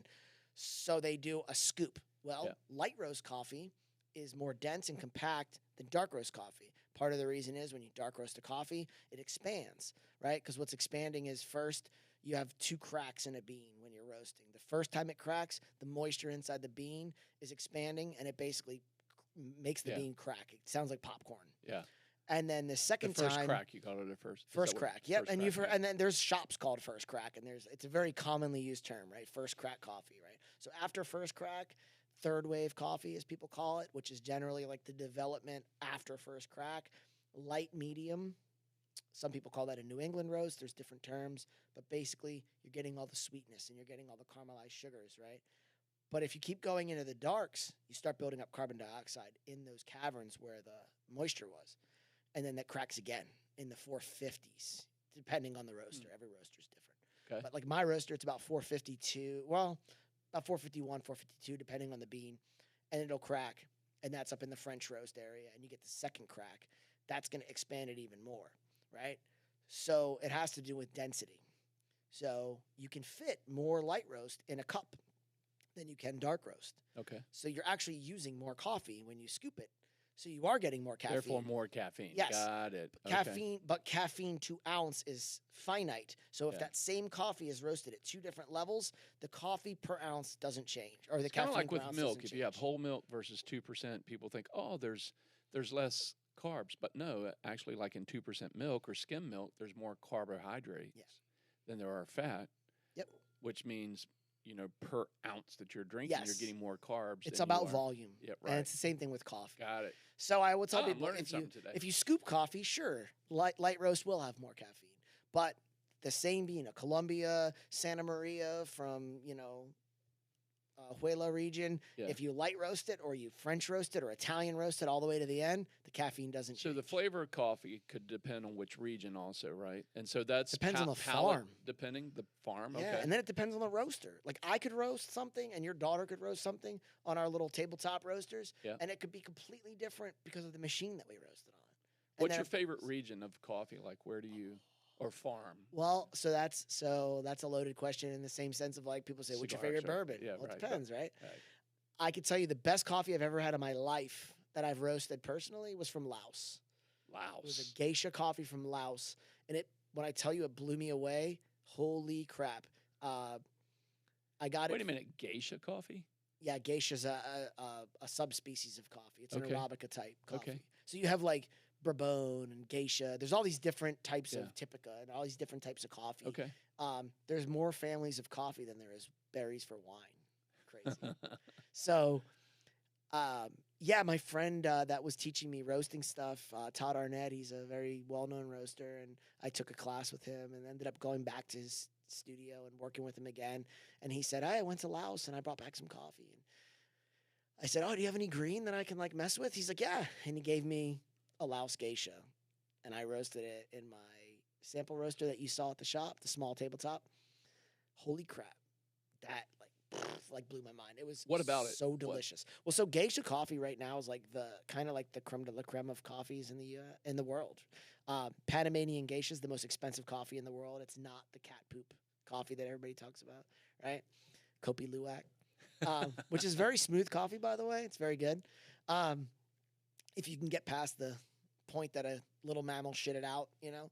But I don't think I'll be drinking that. it's good though. But it's because they pass it and then they wash it. Of course, it just I ferments don't in care their what gut. the connoisseur is. It's like every time it's like a little weird.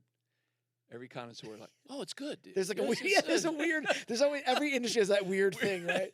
That's our weird thing, right? The coffee poop, cat poop Yeah. coffee. And they're not cats, they're little mammals, right? Yeah. So- So if I, diarrhea in a cup here you go. Well, it's not like that. They don't process it. So they eat it, they eat the cherry, and then they poop out the bean. So Okay. for those that don't know, coffee's a seed Yeah. of a all cherry, right? Right. So, when you go to, and there's different ways they can process What it. do they do with the cherry? Is it used for anything? Yeah, cascara. So actually, we'll get more into one of my newest business venture is Okay. syrups, pure sugarcane syrups that we do, and one of them is we use a geisha cascara syrup that we use for Italian sodas, which is amazing. And so we take the cherry and we actually make an extract out of it, and we make a pure sugarcane syrup Nice. that you can do Okay. sodas, you can do teas. Kashir is big in the Middle East, and that's the coffee cherry dried and spiced, and you make a tea out of it. Mm. So That that's sounds good. actually really delicious. I can't describe the exact flavor because you Yeah. get this like hint of coffee, but it doesn't taste like coffee.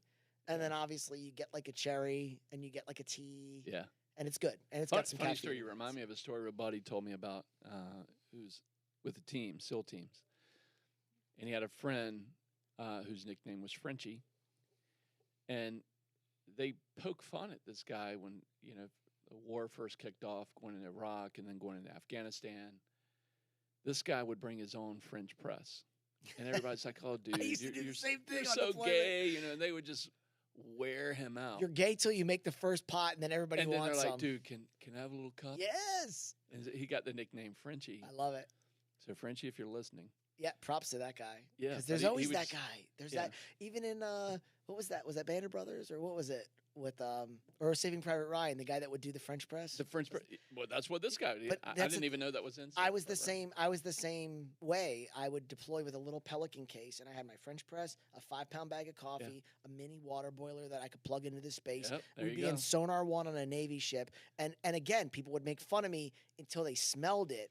And at the time, this old SF guy that had taught us like CQC and stuff, he got out and opened up his own coffee company. It was called Island Rose Coffee, and he was down in North Carolina, and he used to send us 5-pound bags of coffee to take on deployment. Wow. And he was awesome. He's another guy. Actually, ironically, when I got out and started my coffee company, I pinged Yeah. him and like got a lot of advice from him as far as like roasting and So on air, I got a question for you. Yeah.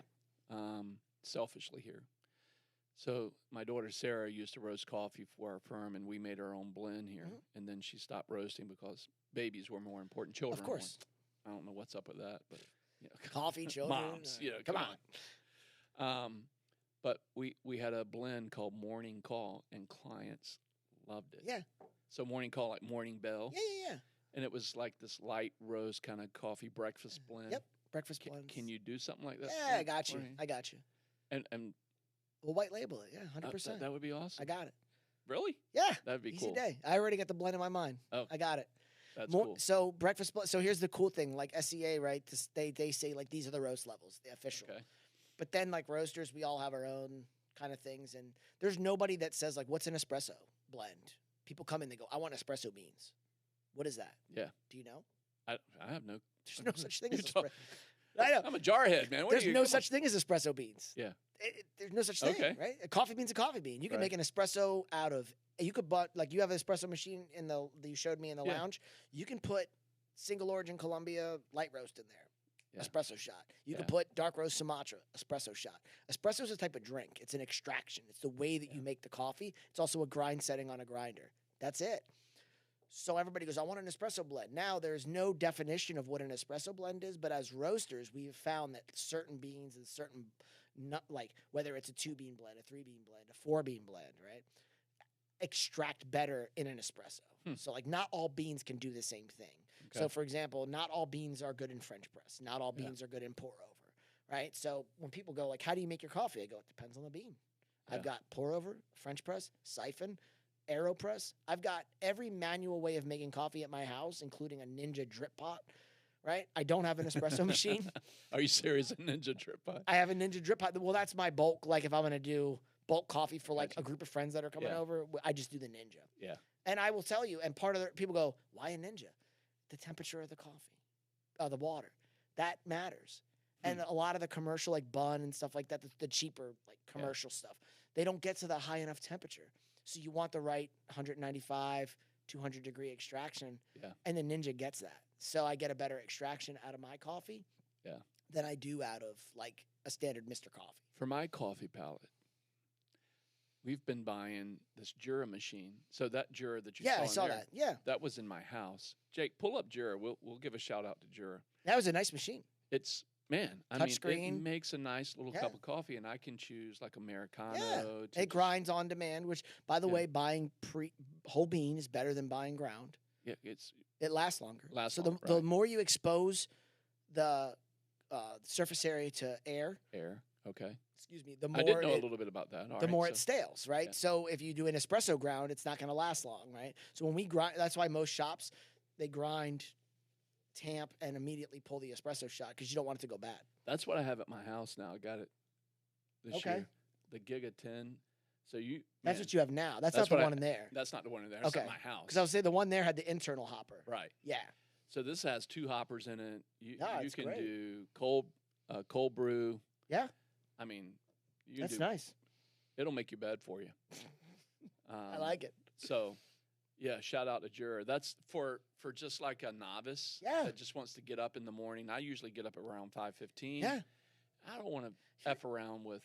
You know coffee what's maker. funny? People go, "You're a coffee snob." I go, "No, I'm not. I'm a coffee connoisseur, right? It's my business, it's my life, it's my passion, right? And I follow the line like if you work in your passion, you'll never work Yeah. a day in your life, right? Right. So it's like people go like, so obviously people go, well, if he owned this company, why is he working for Town Center Cold Press? Well, my partnership wasn't great. We started with 4 owners; they're down to 1, right? So Yeah. we all 3 of us left the company for various reasons. Love the brand, love the company. Very proud of what we built. Like I told you, I just met with Gray, the sole owner that's left, and we had a nice conversation the other day.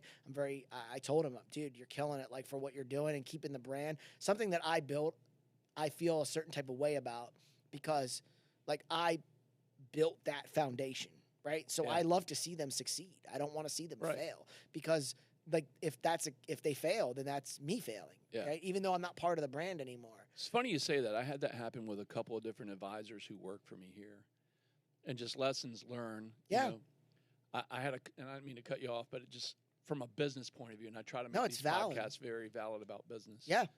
I had a couple of different employees. One guy came to me and said, "Hey, man, he's with me for 5 years, and it's like I want to go start my own firm." And I'm like, "That stings." Yeah. I was just being honest with him. That Of course. stings. Yeah, I've personally. taught you, I've trained you, but I appreciate your honesty in coming to me saying, Yeah. And I let him go and gave him like 15 clients to go. 5 years later, no, it's actually 7 years later. This just happened last May. Had a guy come in with me, treated him like a son. Yeah. And the guy and his wife literally went behind my back and tried to take some clients. Mm. And I'm like, dude, if you'd have just come to me and said, "Hey, I want to I'd have start given my them own to you. thing," Yes. it would have been easy. But I had to do something really painful and had to let an employee go. 2 employees go in one day. It was 200% of my Yeah. my workforce. Yeah. And it was painful for like 6 months. Of course. Well, 'cause you had that personal investment, right? But you Yeah. also know to put that personal aside at some point because Yeah. you understand that, like, and a good example, if I teach somebody how to roast, I Yeah. got to know that eventually they're going to break off and do their Yeah. own thing. Like, they're going to take that skill and fly. Well, what's interesting is some will, Mike. Some won't. Some will, and some you're are just right. like, man, I want the security. You're right. I Absolutely. want the mentorship. I want to Absolutely. be here forever. And so it's funny because my old assistant, I'll give him a shout out, Gabe Sunday. This kid was like, What's up, Gabe? Gabe is the man. I would have him listen to this, but Gabe was the man. And he was so he was going to quit cold press. He was their roaster, and he had no formal training and experience. And I came into the company. So when I left my company, I put my resume on Indeed, right? And I'm not going to lie. When I left my company, I was in a dark place, right? Yeah. So things didn't work out You the way lost I your wanted damn to. business, dude. Yeah, I mean, it's- and my partnership fell apart, and I was in a spot of like, man, now at the time I had she was about close to 4 years old, so I'm thinking like I thought I had a legacy built for her. I thought I had this multi-million-dollar company, and this is my future, her future, and so like, what am I gonna do, right? So again, we're back to the trolley failure, right, or perceived failure, but it wasn't. So in my mind though, I was like, I feel like I fucking failed. Like, what am I gonna do? Right. And so, like other veteran, I keep a circle, right? And so, like, everybody has a circle. And I have friends, and some of them may not even know they're mentors to me, but they're mentors to me based on our interactions. sure. And so one of them said to me, "What are you doing? What are you doing with your days now?" I said, "I don't even have a purpose, dude. Like, I don't know what I'm gonna do." He said, "Do you have an extra room in your house?"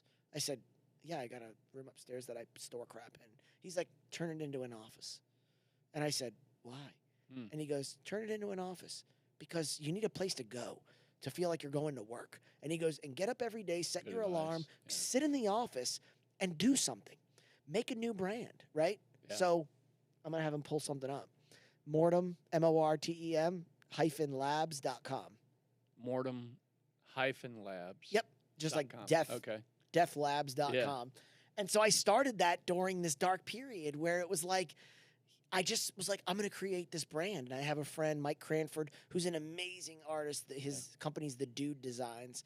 And he's a good buddy of mine. And I just hit him up and I said, "Dude, I need help with artwork." And he said, "Let's do this.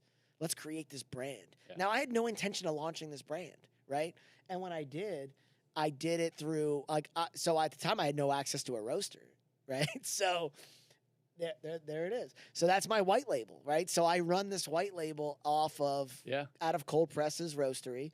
And so when I put my stuff on Indeed looking for a roasting job, because I knew I wanted to stay in coffee, Cold Press hit me up in like literally within 48 hours of me hitting Indeed. Really? And they're like, "We're looking for a roaster," right? That's awesome. And so what's cool is I ended up bringing the artist dude, his artwork is phenomenal. It's cool. Yeah. So I ended up It has a Mexican flair to it. Like, you know how the Mexicans like to put, Well, all so the that mortem- yeah, it's got. Well, I told him, I said I kind of wanted a Rick and Morty vibe. I want some '90s colors, Rick and and Morty. I said, and I want like a Day of the Dead, and I want Yeah. it to be, like I like that stuff, right? Because we're all veterans. We had a little darkness to us, right? So anyway, when I came on, Gabe was ready to quit. Yeah. And he was going to move on, do something else. And when he heard my interview and he heard me talking about my experience and where I could see Cold Press going with their coffee program, he rescinded his 2 weeks. And he said, and he came to me and said, "I want to work for you. I want to learn from you." And I said, "Okay." I will tell you, I DJ'd his wedding. Like, he's like a son to me. He's literally like a son to me. He's an amazing kid. And he's moved on, right? And that hurt because he had to move on, but he had to. He got married and he moved to D.C. and he works in medical field now, and he misses coffee roasting, of course. And but it's crazy because it's like you say, you teach somebody, but he keeps saying to me, like, his passion is coffee. He will come back, whether it's through me or somebody else. I know he will come back because he's got that bug. He's got that coffee bug.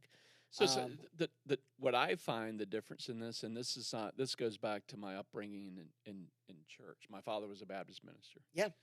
And you can either have growth one of two ways.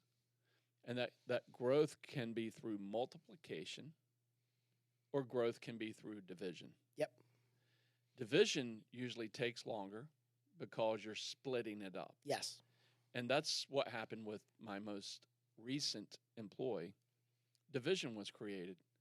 I don't wish anything bad on this young man and his wife. I hope they go out and kill it because it's a reflection of me. Because you made him. The sensei. Yes, of the course. master, the teacher. Yes. However, he, in my opinion, he went a little rogue. Yeah. But And hopefully that's a learning lesson for him it and is. that he uses that as growth. And I wasn't the best sensei the day that I found out what happened. Dude, I let the dude have it. Yeah, of course. And I think about some things I've learned from Jocko, just watching Jocko. Is like, if you lose your cool and you lose your temper,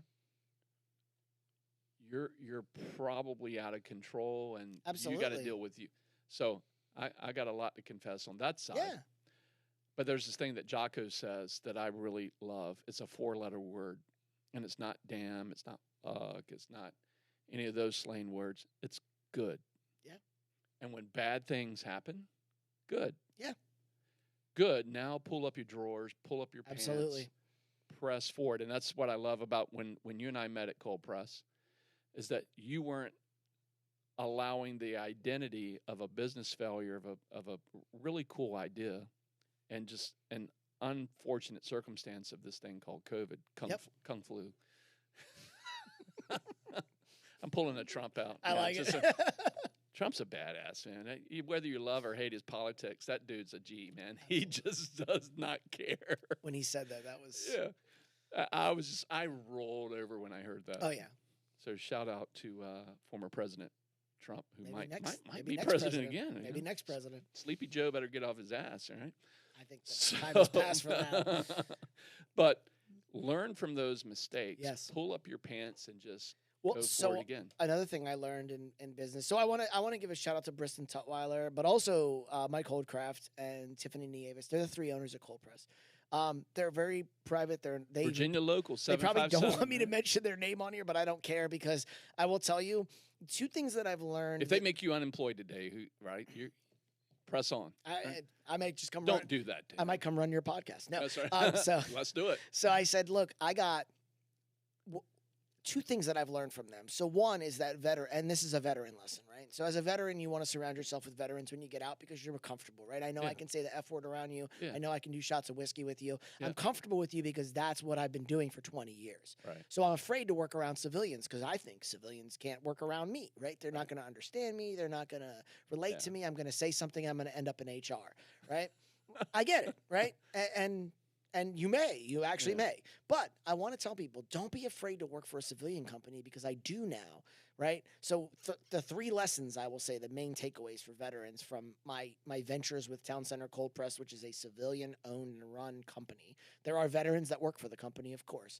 But 1, don't be afraid to work with civilians. Don't be afraid to go to an all-civilian company, because they're going to teach you things that you haven't learned. They're going to teach you a different way of approaching things, right? Not necessarily better or worse. It's just different. And you apply what you need to apply to get the job done. Number 2 is that when you timing with business, right? So your business might fail, but it might not be because of the idea, right? My trolley didn't fail because it was a bad idea. It didn't fail because it was a bad location. It failed because of timing. Right? You can't predict COVID, right? 100% out of my control, right?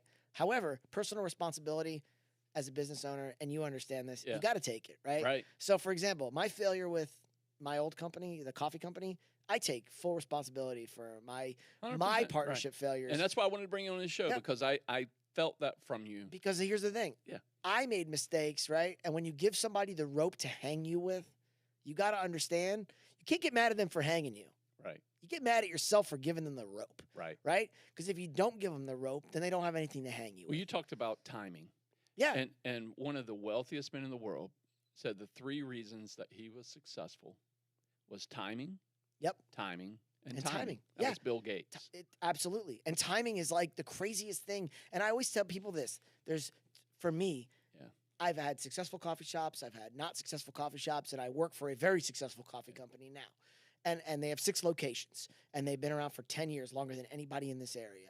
And I tell people this, that as far as multiple shops. Yeah. And I tell people this, what I've learned is that location and timing are more important than even coffee quality. You can have the best coffee in the world. You could be the best roaster that's ever walked the face of the planet. But if you're tucked in a shitty location and you have bad timing on the opening of your shop, you ain't going to make it, dude. Because at the end of the day, and I just posted this in a forum on Facebook for like a roasters forum. And I said, most coffee roasters want to market to the 2%.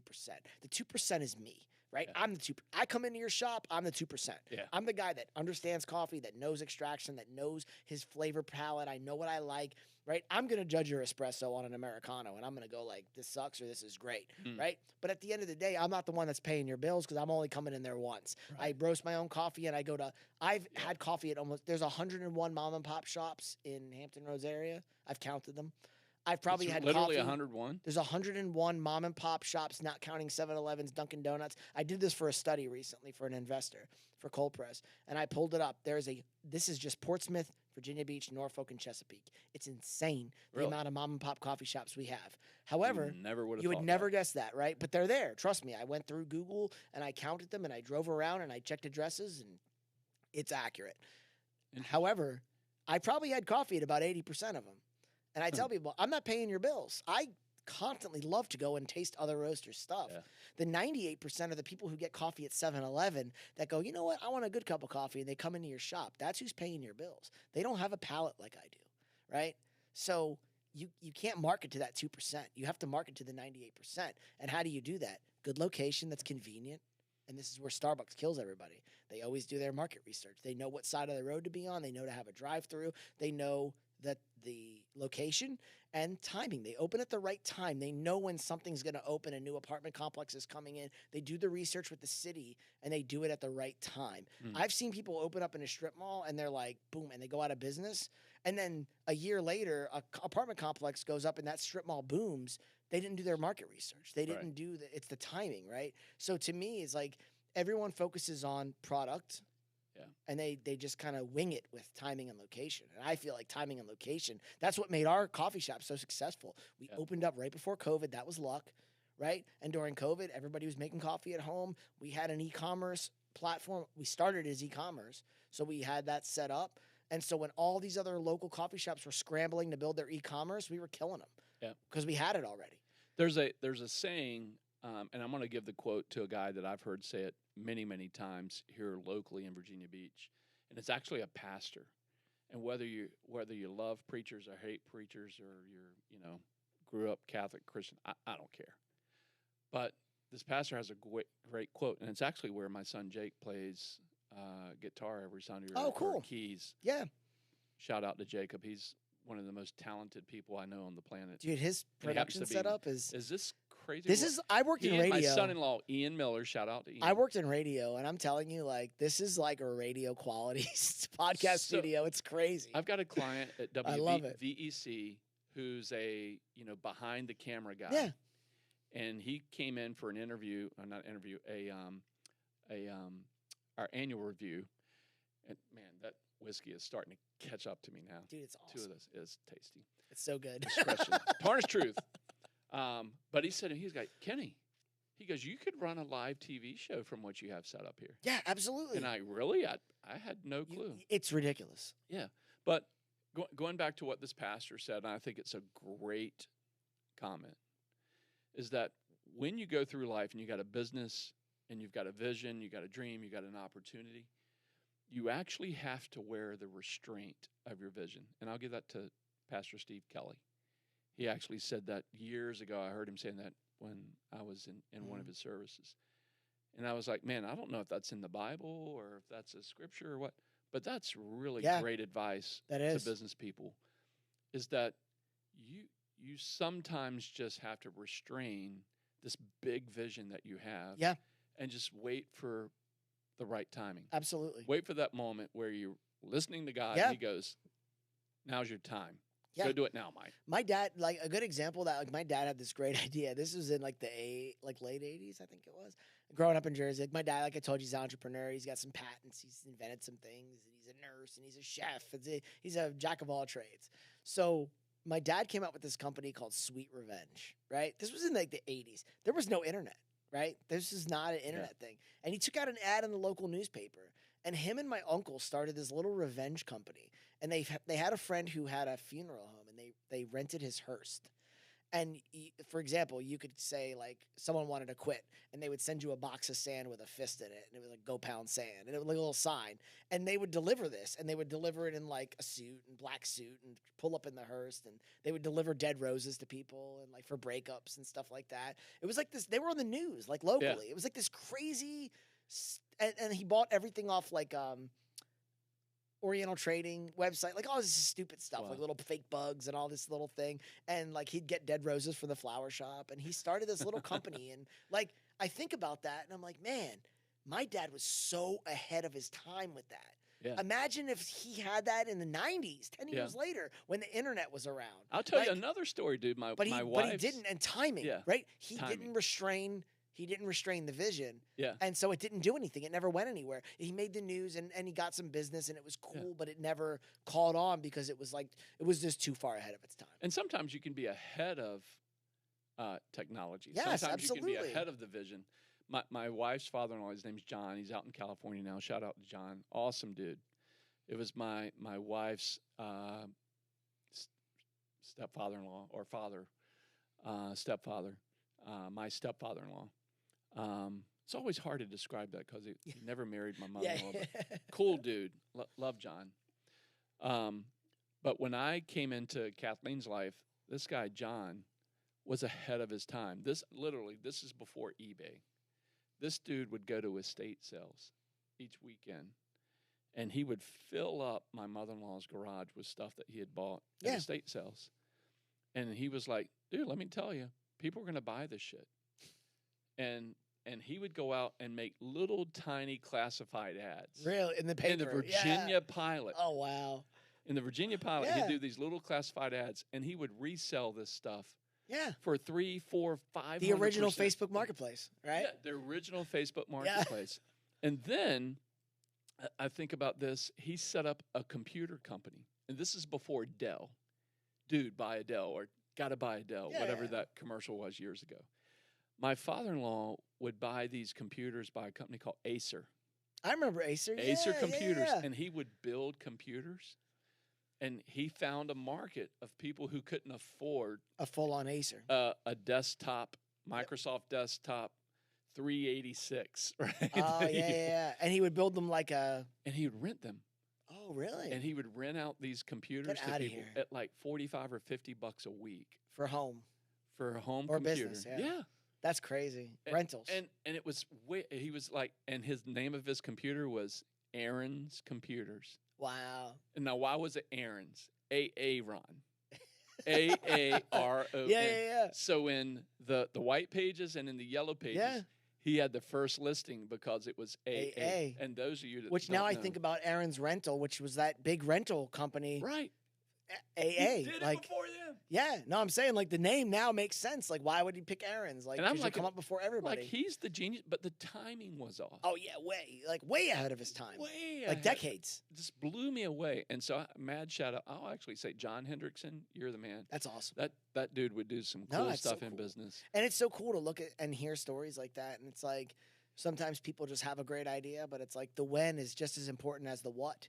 Yep. You know, and Or the also why. like or the why, yeah. And that's why I always think about that now, Yeah. which I didn't think about with the trolley, was why. Like, why am I doing this? Like, Yeah. and again, like I'm very proud that I did it, but did it need to be done? Probably not. And why has nobody else done it since? Because it's probably not the greatest idea.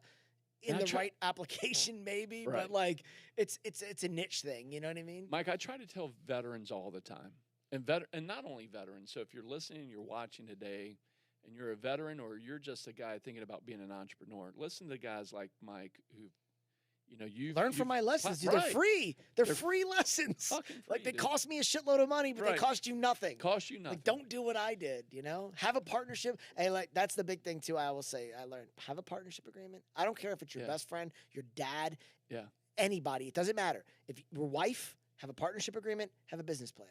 Yep. Because I can tell you this. We could sit Great around, advice. you and I can come up with really cool ideas right now, right? But when there's 250 grand in the bank, Yeah. those cool ideas, all of a sudden you're like, well, let's do this. And then I go, well, let's do this. The business plan is what keeps you on track, right? That's it right. keeps the good idea fairy, which we all know in the military, from floating in, right? And sprinkling good idea dust on everybody's heads. The Yep. difference is when you're the good idea fairy and you're in the military, Uncle Sam's paying the bill. Exactly. Yeah. When it's you free. and your brother get out, It's not free. Your brother in arms, then all of a sudden, It costs money. Your pay and his Yep. pay, your dollars are on the line. I've told this so many team guys, so many Marines, is that, hey, the brotherhood, that shit goes out the window as soon as it's your paycheck and his paycheck, Yep. or your savings and his savings, Absolutely. or his wife and your wife, Yep. children are on the line. Yes. Then Because nobody's wild like things- we always say, nobody's coming to save you, right? That's right. And it's the same thing in business. Like there's nobody coming to bail you out. Yeah. You make a dumb mistake, like you make a dumb procurement in the military, like you file that shit away, DRMO it, right, and then just get new DRMO, equipment. man, Yeah, I've never heard of DRMO it and get new equipment. What is that? Defense reutilization, something, whatever. Something, yeah. It's basically where bad equipment goes to die. Right. What I was going to share with you is that you have to be in this mindset to be successful and to just keep pushing forward. That mindset, and whether you believe in God or not, I do. I do. You have to believe that God is conspiring for you, Yep.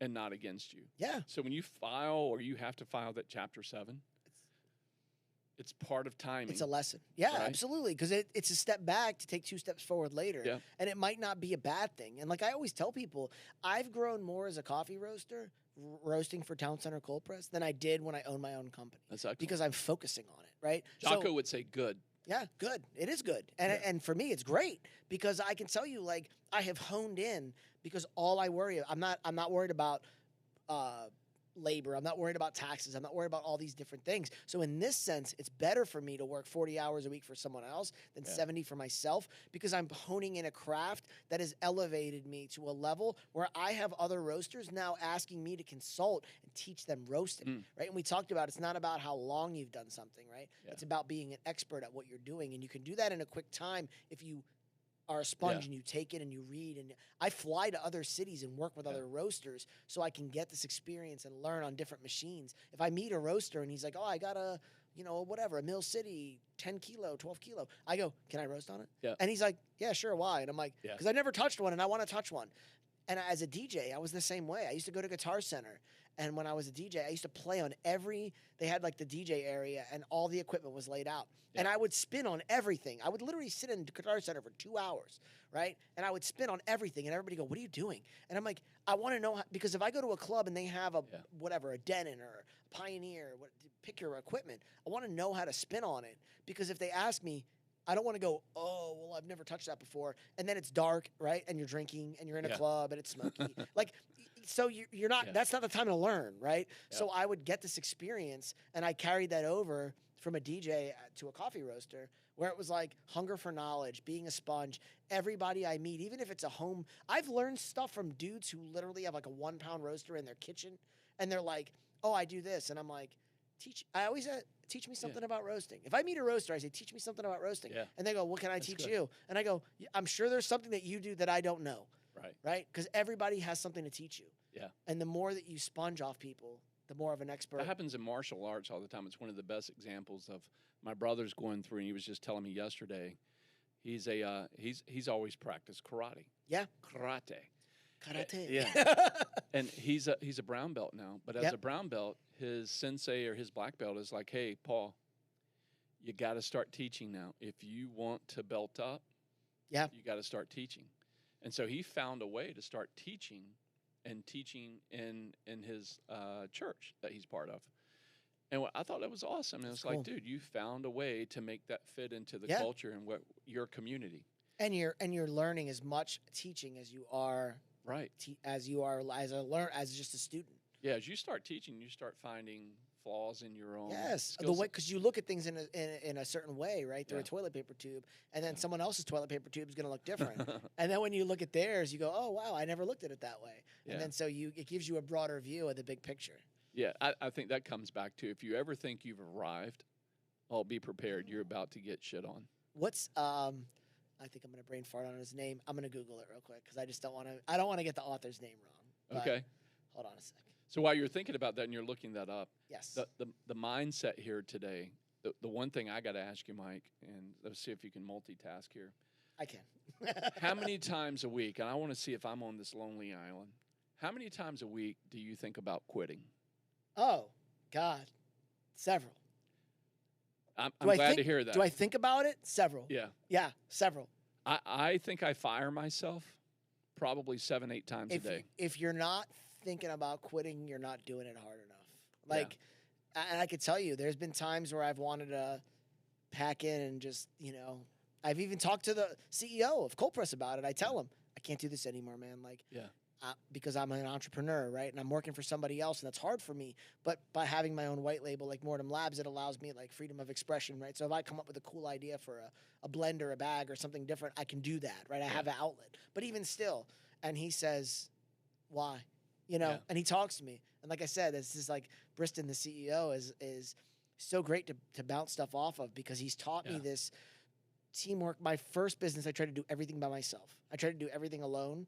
And even with partners, we all tried to do, like, we all had our assigned, right? I'm the roaster, you're this, you're that. But we all would get into each other's shit. Like, you should do this and you should do this. And like, what I've learned with cold press is like, I stay in my lane. I'm the director of coffee, right? I do coffee and production. I stay in my lane. I make that excellent, right? If something's going on in someone else's lane, sure. If I see it, I'll point it out to the CEO, like, hey, maybe this person should try this.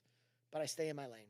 Yeah, that's good. But they're succeeding, right? 10 years. Most coffee shops fail after 3 years. Very few make it to 5 years. Yeah. To make it to 10 years and then be on the verge of franchising, that's an amazing accomplishment. But I've learned is they did it through teamwork. They did it through having multiple people that are good at certain things. The owners at Cold Press, they don't know how to roast like I roast, right? But they also aren't threatened by me knowing more than they do about coffee, because they understand that, like, it's a team concept. Right. So, well, most small businesses, according to SBA, Small Business Administration, says that in the first year, 95% of all businesses fail. yeah, absolutely. And then by year 5, there's only about 5% of those that survive that are still around. And so when you decide to go into business, you're in a position where all the cards are stacked against you. Yeah, absolutely. And so having a mentor, having someone in your life that you can go talk to, pass ideas off of. Yeah. Don't try to go it alone. You're going it alone. If you're the sole proprietor, That's it. If you're the single member LLC, or you're that corporation with one officer, you're it. But that doesn't mean you have to be alone. No, you're not on an island by yourself. You have to surround yourself with people that, you can ping ideas off of. And like I always joke around and say, like, Melvin Franklin, he owns it's O period, T period, H period, E period, R. It stands for one that has exceptional rules. It's a clothing company. He's a Navy veteran, retired chief. He's an awesome dude. And like, I met him when he was active duty and first came out with his clothing brand. And I was a DJ, so I was like, hey, I'll wear your stuff on stage. Like, and then, like, here we are years later now. He has an app. He has his clothing brand. He's out in San Diego. He's killing it. Like, he's doing awesome. Yeah. And it's like, he was one of the first people I called when I lost my company, because I'm like, I got to talk to other people that know what it's like to put everything in the middle of the table and then potentially lose it, whether they've lost it or not. Yeah. But just that act of just going, because there's so many people that they get out, and what do? GS. They go to the government. They go back, and they're like, I'm going to get the double retirement. And no disrespect to that, but they don't understand what it's like to take everything and put it in the middle of the table. All the chips on a passion or an idea, right? Now, some of them have said to me, man, I wish I do what you did. I wish I was working in my passion. I wish I was, and if that is your passion, then great on you. Yeah. Because maybe that is, maybe instructing or maybe being an operator or whatever it is, that's your passion. Cool. But it wasn't for me. Like, I loved it and I loved when I did it, but it was a stepping stone, and it brought me to the path that I'm on now. That's awesome. And so, like, calling guys like that to say, like, dude, what do I do? Like, what do I do? Yeah. Because, sometimes you just don't have the answers. And it's better to just get a fresh perspective from somebody else. Well, the perspective that you brought today, to this interview, I really, really appreciate it. It was awesome. I think, when the universe is conspiring for you, and we met at local coffee shop, Cold Press, shout out. Absolutely. I want to get you back on the show in the future. Yeah. I got to go do my real job today. Of course. Yeah. And I know they're probably like, hey, where's Mike? What, the beans? They know, but I'm pretty sure I got like 3 wholesalers that hit me up that are like, hey, man. Oh, God. Of course. Late orders. But Mike, thanks, short notice for coming in, being our first guest in our new studio. It's an honor, man. This place is great. To have you here. This here. Is great.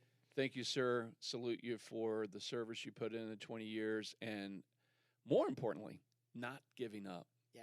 And just keep pressing forward, cold pressing forward. Yeah.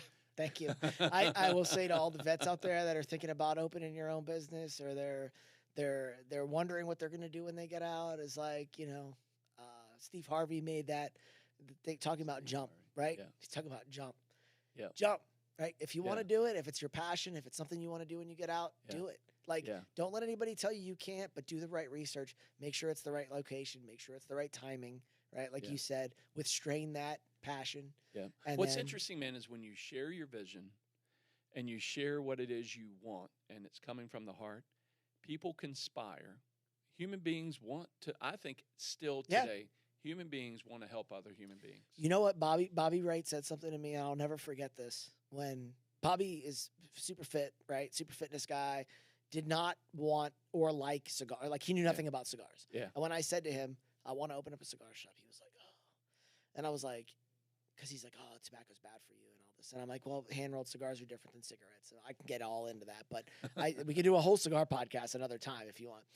Do it. We'll do that one mobile, and then that way we can smoke if you guys Sweet, want. yeah. I actually built a cigar lounge, ironically. When I dismantled my cigar shop, I had an old shed on the property that I bought, and I ended up like Well, wood let's do it. paneling it. I built a cigar lounge so we could do it in there. But anyway, Here's Bobby. the easy answer. Yes. Yes. Okay. Yes. We'll see you there.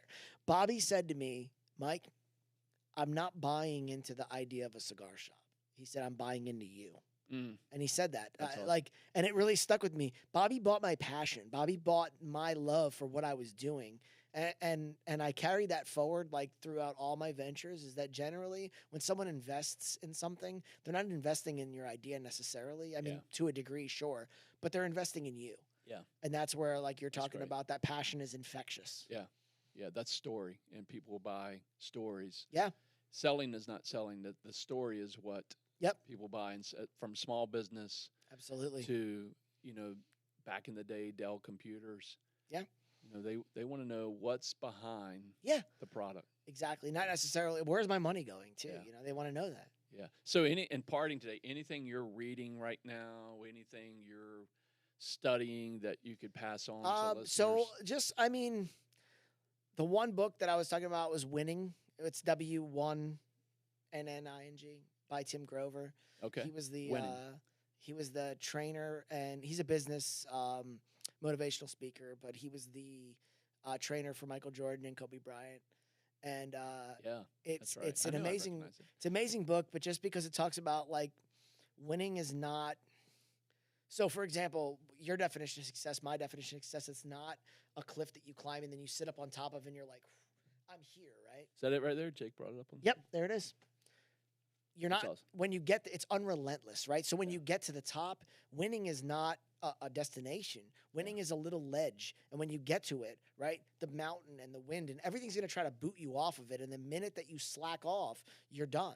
Yeah. Right. So to stay on top, you have to consistently climb and you have to keep going at it. I haven't And read it's- that yet. I'm It's going to an grab it. it's an unrelentless race, right? So whatever you consider greatness is, and it's what your definition Yeah. is, right? So at the end of the day, wherever you feel like this is where I'm trying to go, Yeah. but when you get there, you don't just sit there, right? Yeah. Because if you sit there, you ain't gonna be there for very long. So it's constant, like you said, not giving up, and that you're gonna get kicked off and you're gonna blow off the top, and you have to climb back up. And the minute that you get back up, someone's gonna put their foot on you and they're gonna push you back down, Yeah. and you have to climb back up. Keep pressing forward. Yeah. So that's a great book for that. Mike Vecchione. Vecchio. Vecchio. Vecchione. Look, I fucked In it up right Italian, at the it's end. Vecchio. it's Vecchione. Vecchione. Mike Vecchione. Thank you so much, man. Thank you. It Appreciate was awesome. A pleasure. Semper Fi, Semper Paratus. Very I get it good. right?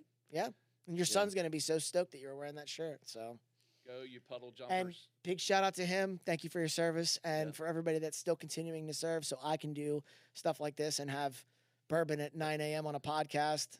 Thank you. Crushing it. Wherever you're ready, speed 180.